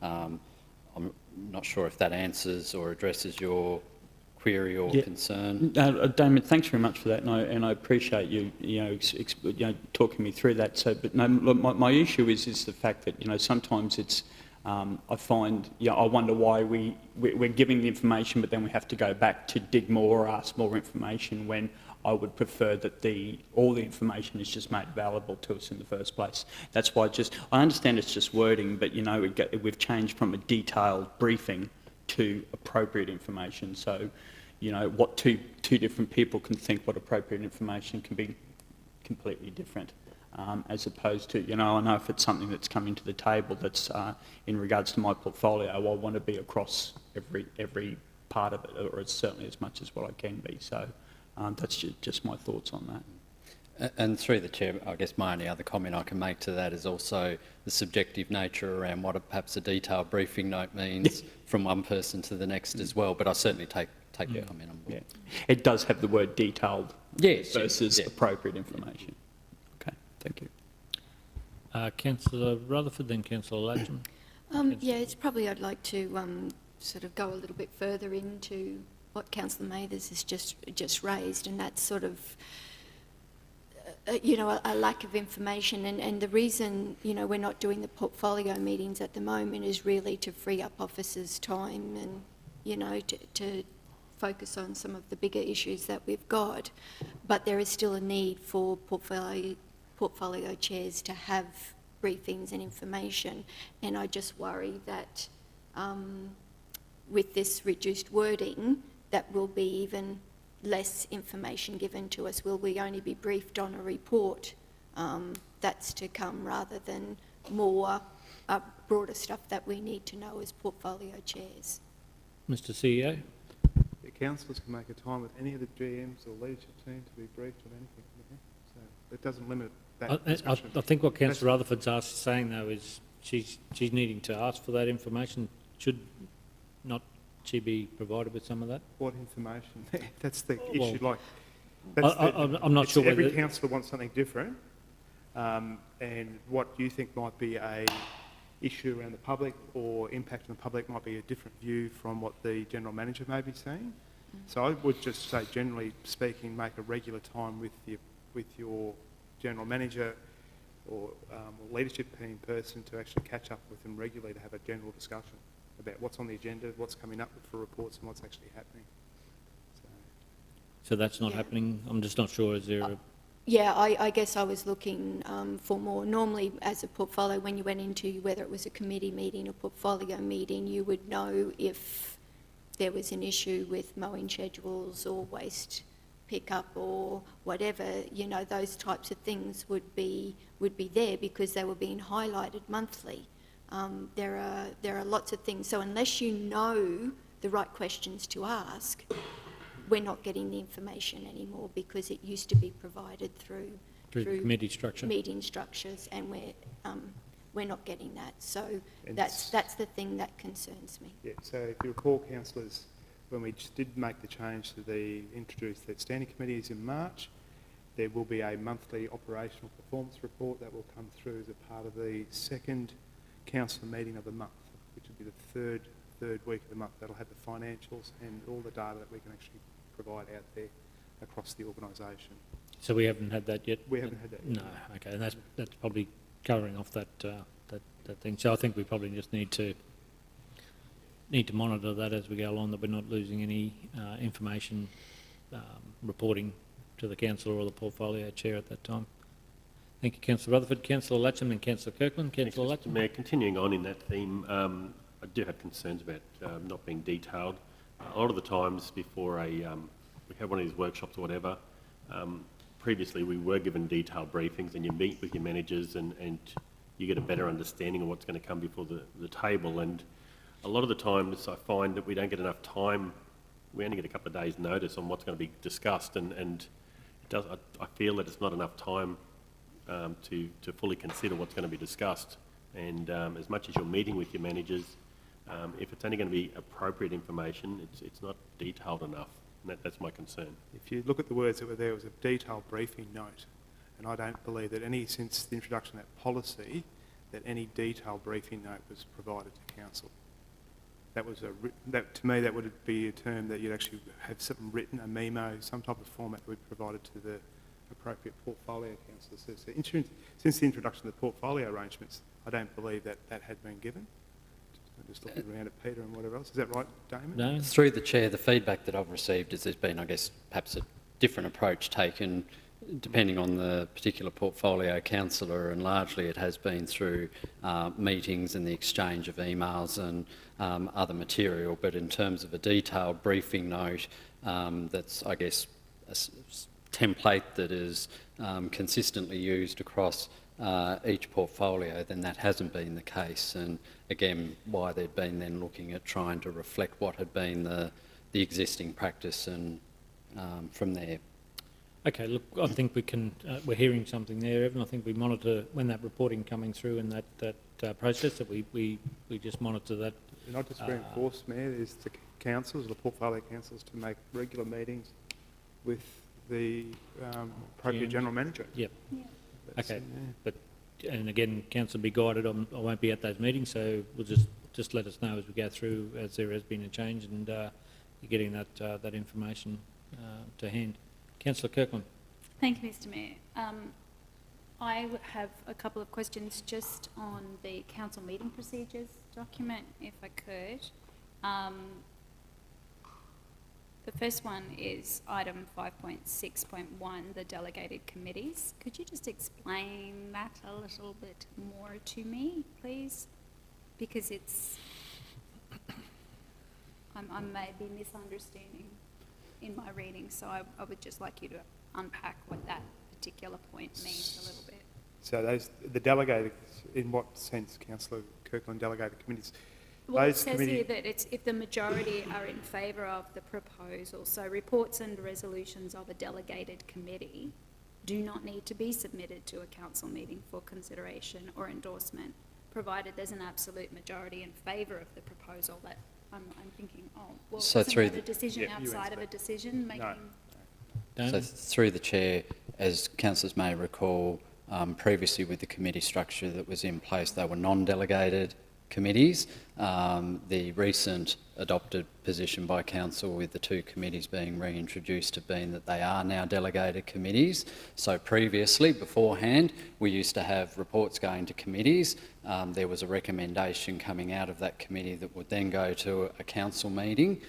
What has been proposed now and what council has recently adopted was for those committees to have delegated authority. So resolutions that arise out of those committees no longer require going to an ordinary meeting normally, unless of course in those instances where there hasn't been an absolute majority.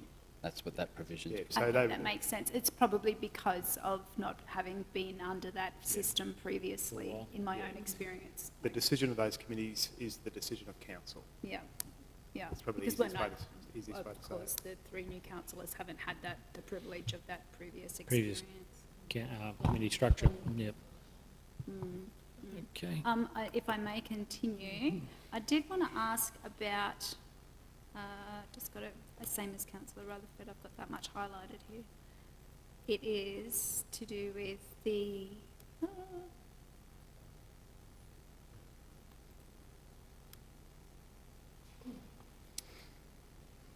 it's to do with the petitions. I'm just trying to find which. It's in the same document. There's an item in the petitions that I wasn't sure whether it was a new thing. Yeah, so we're in item 5.5, which is include the postcode of all petitioners. That's not on council's website. Is that a new thing? I just think if we've got petitions coming up. Through the chair, my understanding, and I'm sorry, Alyssa's team introduced these particular provisions, but my understanding was that the existing information both on council's website and fact sheet were being introduced into this policy essentially to formalise what has been the existing practice. So without having that fact sheet or, sorry, the website in front of me, I'm probably not in a position to be able to answer specifically whether that was previously a postcode, only other than I assumed it had been. Yeah, I have that fact sheet in front of me here. I don't know whether you need to table that. I don't think it's necessary. But definitely from what I can read here, that's not previously been in there. So if people are wanting to present petitions from here on, they need to know that those postcodes need to be in there. Yep, no, good point. I think it's important. I think that's probably just more about representing the people of the region when those petitions are being forwarded. Yeah, that makes sense why it's been included, absolutely. But Yeah, you're right. If it's not we need picked to up be in consistent. the guidelines, then needs to be noted. We'll follow that through, Councillor Kirkland. Thank you. Okay, item 6.4 in the same. My question was, does that, where it says if a motion has been moved and seconded, the mover of the motion may elect to withdraw the motion. Does that conflict with 6.1 where it says when a motion has been moved and seconded, it is subject to the control of council and may not be withdrawn?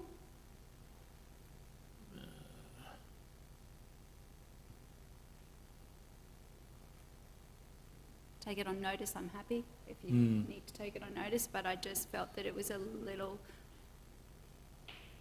contraending.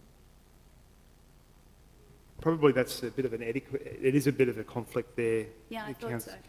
But there's sometimes a bit of an etiquette around that. You might have got a mover and a seconder. It becomes then the part of the council table discussion or debate. Yep. And then it might get to a point somewhere as a part of the discussion, it probably might not have been a good idea to actually have that motion on the thing. So sometimes the chair or another councillor may say, hey, would you like to withdraw it? So you could actually go back and have the council table do what it does in 6.1. It can just say, not deal with this matter and bang, kill it, or it can just be a polite way of saying withdraw, we all walk away from a bad idea. Save face sometimes. Yeah, so in the event that it's been moved and doesn't get a seconder or whatever, rather than can you withdraw it at that point? Because that's the cricket moment, isn't it? You know, that we all want to avoid. So it might be, oh, okay, well, perhaps in hindsight we should just withdraw the motion. Yeah. The cricket moment, I like that. It's a good analogy, yeah. Thanks, Councillor Kirkland. Okay, Damon, I think we've exhausted all the questions there, so Councillor Fisher. Just the use of the mobile phones. I know that that's in there. I don't know if anyone raised that while I left the meeting. No. Look, I can understand the reason of not having mobile phones, but I know even during this term there was a couple of times that there was airport business that was happening during a council meeting and also a council workshop. That was text messages sort of coming through that myself and the Deputy CEO had to leave the meeting a number of times. So I'm just wondering how that provision could be, and it was dependent on funding. I think it comes back down to just courtesy and just say, look, if you've got expecting a call, just notify the other councillors at the table at the time that I'm waiting on an item there that's need to be dealt with. And I'm sure we're not in that space that we're going to argue about that. Mr Mayor, I agree with Councillor Fisher on that, because I had that highlighted as well. I'm wondering whether it was even relevant, because we all have our phones What number was with us. it? It's item 9.1, 9.1. It goes all the way down the bottom to the last sentence, the use of mobile phones. And obviously, you know, we're in a changing environment where sometimes, Yeah.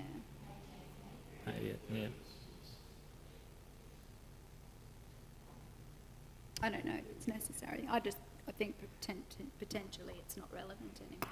Yeah, no, I think that intention there is not to actually take the phone call while you're sitting here at the table. We had in first term of Rockhampton Regional Council, there was a number of councillors who would turn around and start talking. Yeah. Yeah. So that's why that's in there. It's not so much not to have it on you, but it's that actual use of you. I think Councillor. Yeah. Or as an item is coming up to be debated, a certain person would pick the phone up and pretend to call on and walk out talking on the phone, leave the room, so they didn't have to vote on an item that was very.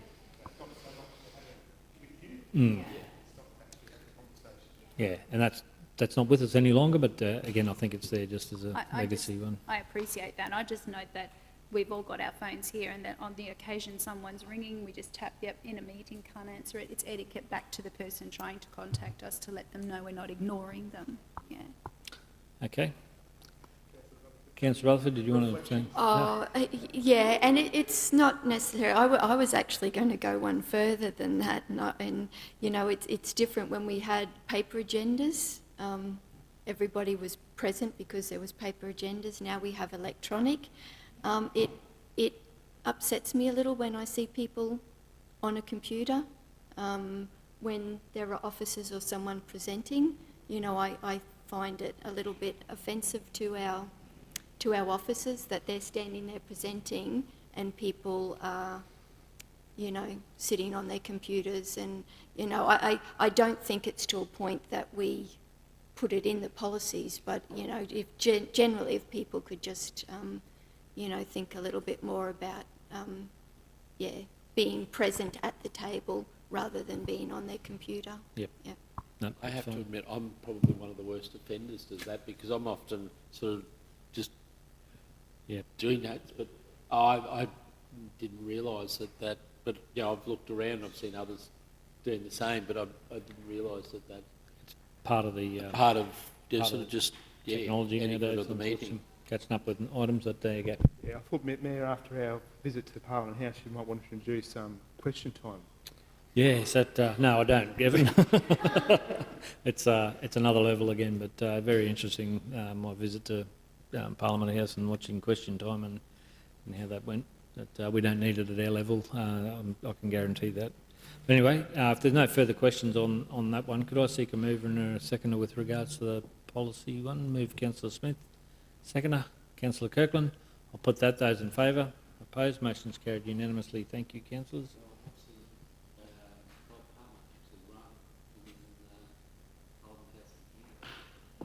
Councillor, we'll move on in the essence of time. Notice of motion, Councillor Neil Fisher, proposed travel. Look, I'm happy to move this one. It's something there that I'd engage with Councillor Fisher. I'll seek a second first before I speak to it. Councillor Smith asked to while he's on his trip to Winton there to also look about some of the drive inland options with other councils there, with the dinosaur and the trail there. There's great opportunities for the drive market, as we've seen with COVID, improving in that space. So it's just another string to our bow when we're talking about tourism and working on those inland travel with those neighbouring councils inland. There's great partnership, and one we want to foster and promote, and it's a great opportunity not only in the art space but also the drive market as well. So really wearing two hats on that journey to do that at that time. I just can't afford to take time away from the office at the moment. So, councillors, any questions to that one? Councillor Just a Smith? comment, Mr Mayor, about the Capricorn Highway upgrade as well. Councillor Fisher's worked with those councils to get that upgrade going as well, and it relates to our council area, especially the Gagango area. That's the scene of a lot of accidents on the Go-Go range, especially. But I know further out needs a lot more work in the early stages. But hopefully they'll upgrade sections in our area of the Cap Highway as well. Speaker, I should be following the guidelines there. Did you want to speak against, or just a question, Councillor? Oh, just a comment. Comment? I don't have to if you would prefer not to. I have before. I've been pretty strong on notices of motions following the guidelines, so I think it might be a way to do that if that's the case. I spoke for the motion. Did you want to speak against the motion? No. Did you comment, though? Happy for that. And I think for this one, it's not a huge amount of money, so I'm happy. But in principle, I think we're in a climate where we need to be really, really careful about where we are going and how much we're spending. So I think in principle, I don't necessarily agree. Is this one that bad? No, it's quite within a reasonable budget. So, yeah. Yeah, no, understood. Again, I'll wrap it up again. It's we need to be mindful in this space, and has been mentioned, and I think it's one that will be prudent. The policy is there for that purpose, so we can really understand what's happening outside of their boundaries. So I think it's captured there, but we're able to deal with it from that level. So I'll put the motion. Those in favour? Those opposed? Motion's carried unanimously. Thank you. Councillors, we have an item to be dealt with in closed session. It's a late item that's come in.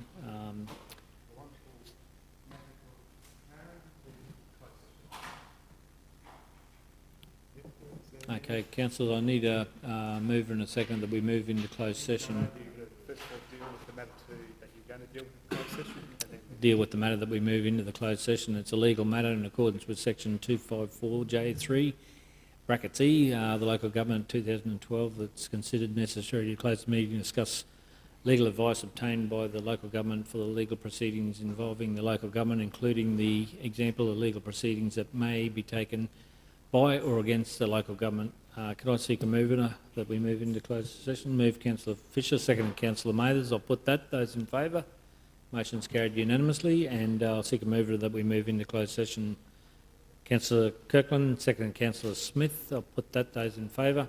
Opposed? The motion's carried. Thank you, councillors. We move into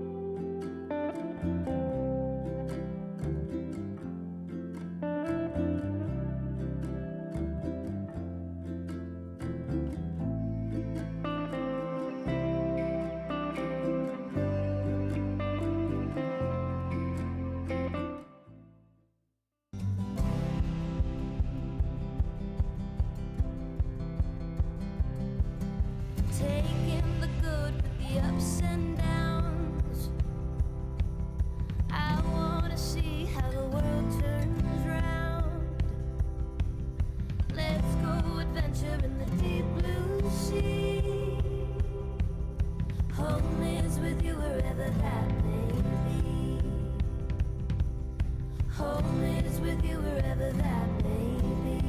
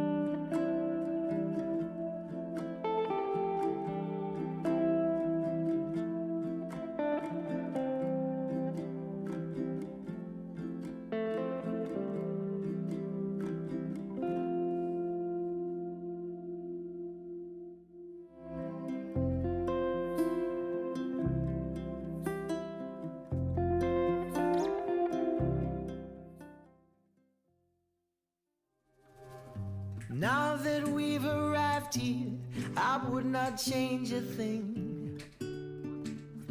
Knew that we'd survive here and all the goodness we would bring. Of this I sing.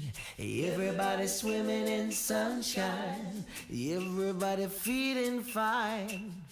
Everybody join the front line, ain't nobody left behind. Everybody swimming in sunshine, everybody feeling fine. Everybody join the front line, ain't nobody left behind. Everybody swimming.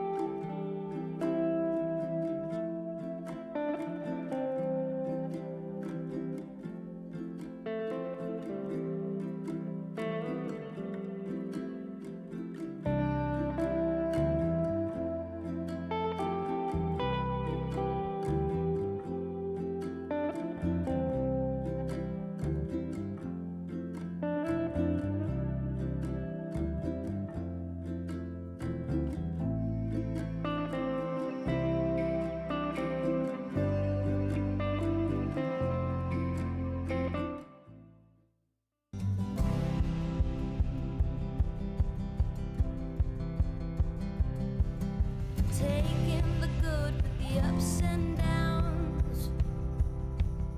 I wanna see how the world turns round. Let's go adventure in the deep blue sea. Home is with you wherever that may be. Home is with you wherever that may be.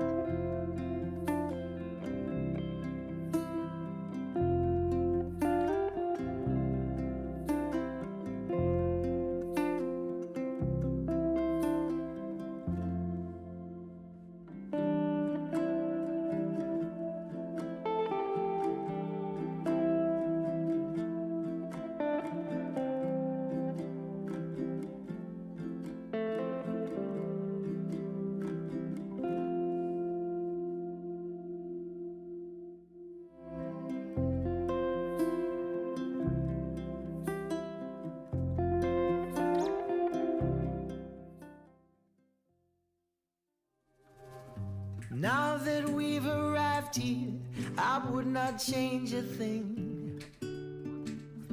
Knew that we'd survive here and all the goodness we would bring. Of this I sing. Everybody swimming in sunshine, everybody feeling fine.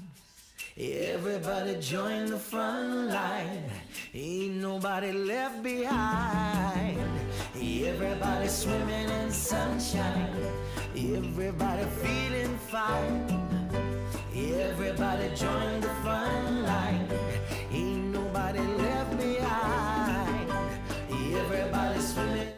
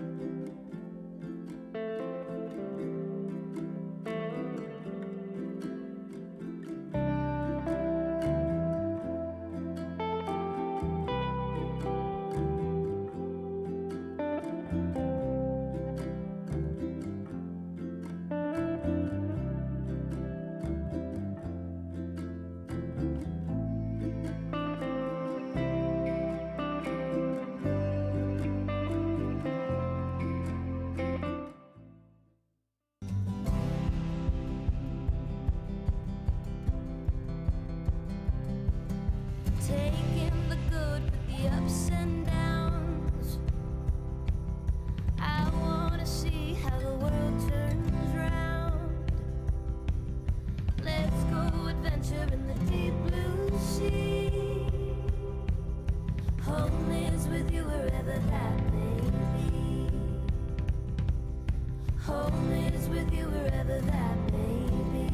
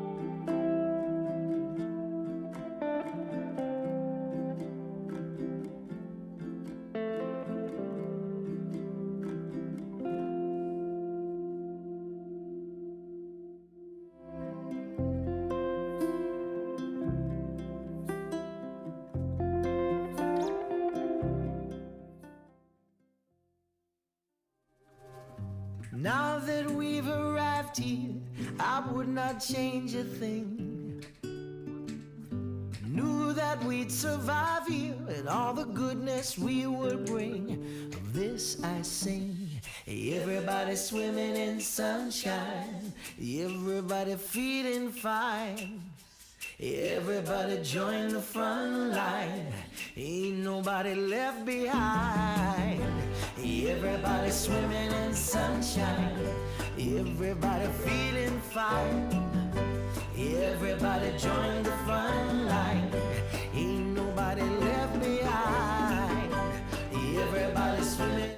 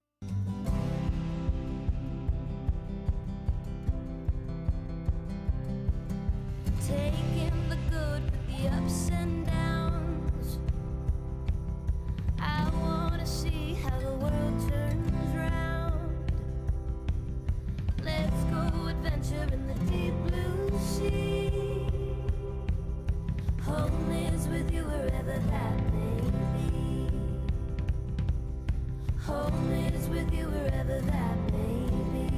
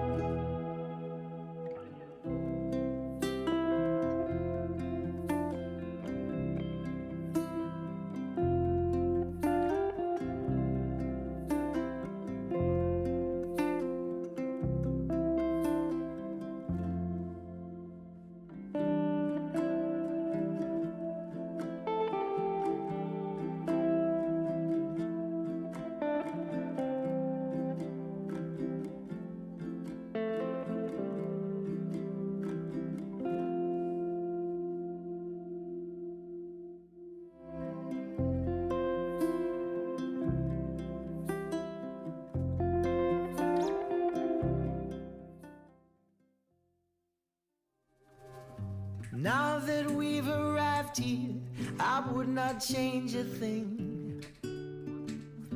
Knew that we'd survive here and all the goodness we would bring.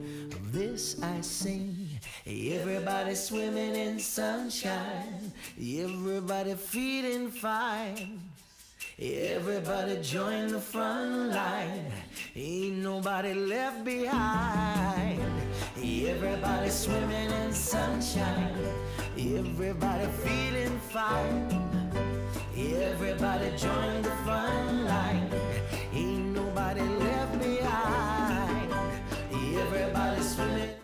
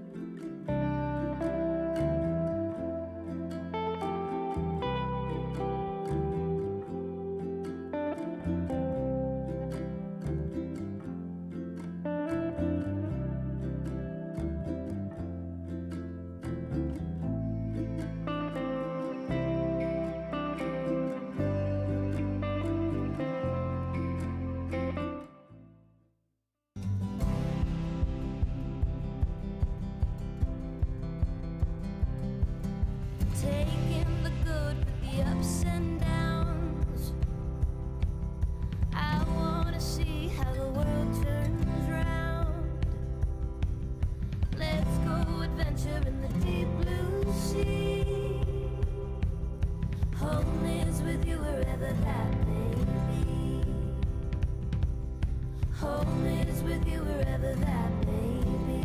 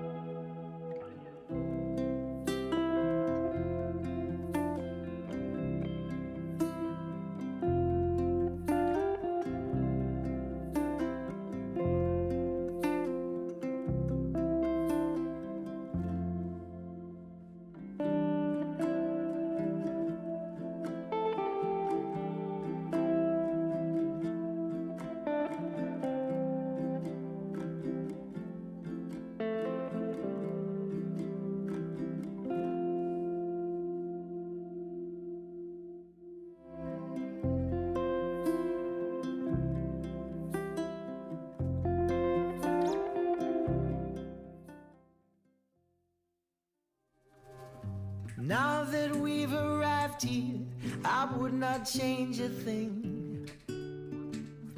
Knew that we'd survive here and all the goodness we would bring. Of this I sing. Everybody swimming in sunshine, everybody feeling fine. Everybody join the front line, ain't nobody left behind. Everybody swimming in sunshine, everybody feeling fine. Everybody join the front line, ain't nobody left behind. Everybody swimming.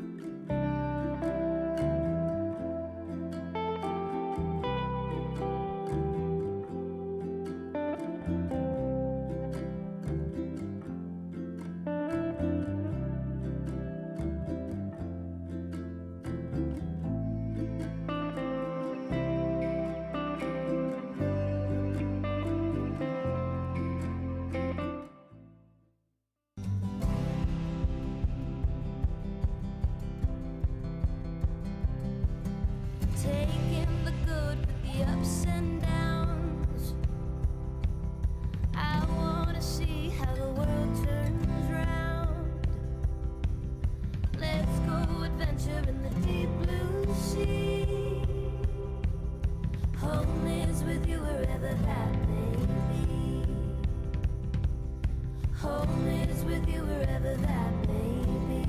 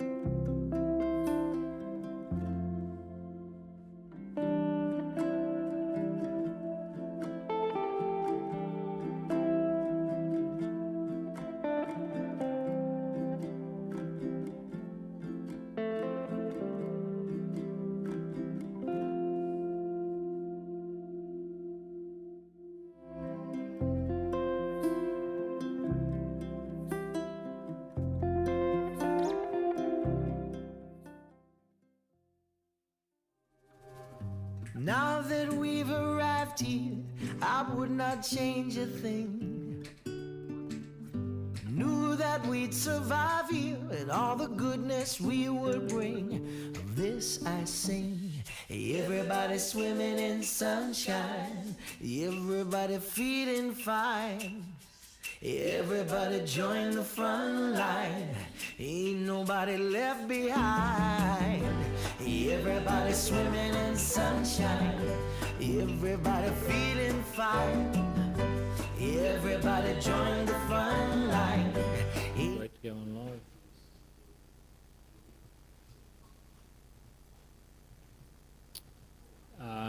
Councillors, we good to go? We're back live. Thanks, councillors. I will move that we move as far as the officer's recommendation, the council proceed with the action recommended in this report. Seek a seconder. Councillor Fisher, Deputy Mayor. Put that. Those in favour? Those opposed? Motion's carried unanimously. Thank you, councillors. Councillors, there be no further business. I'll close the meeting and thank you everyone for your attendance. Thank you. Just that no one else is around, Mr.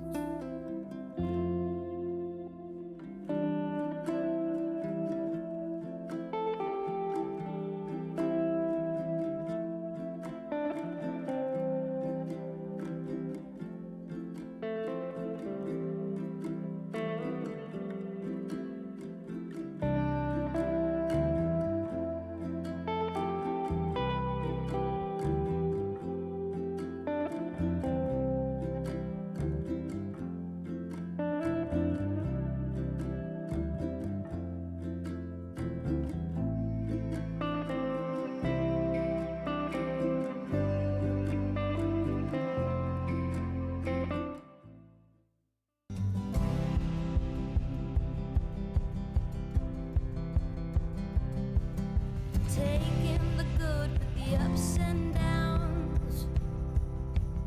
I wanna see how the world turns round. Let's go adventure in the deep blue sea. Home is with you wherever that may be. Home is with you wherever that may be.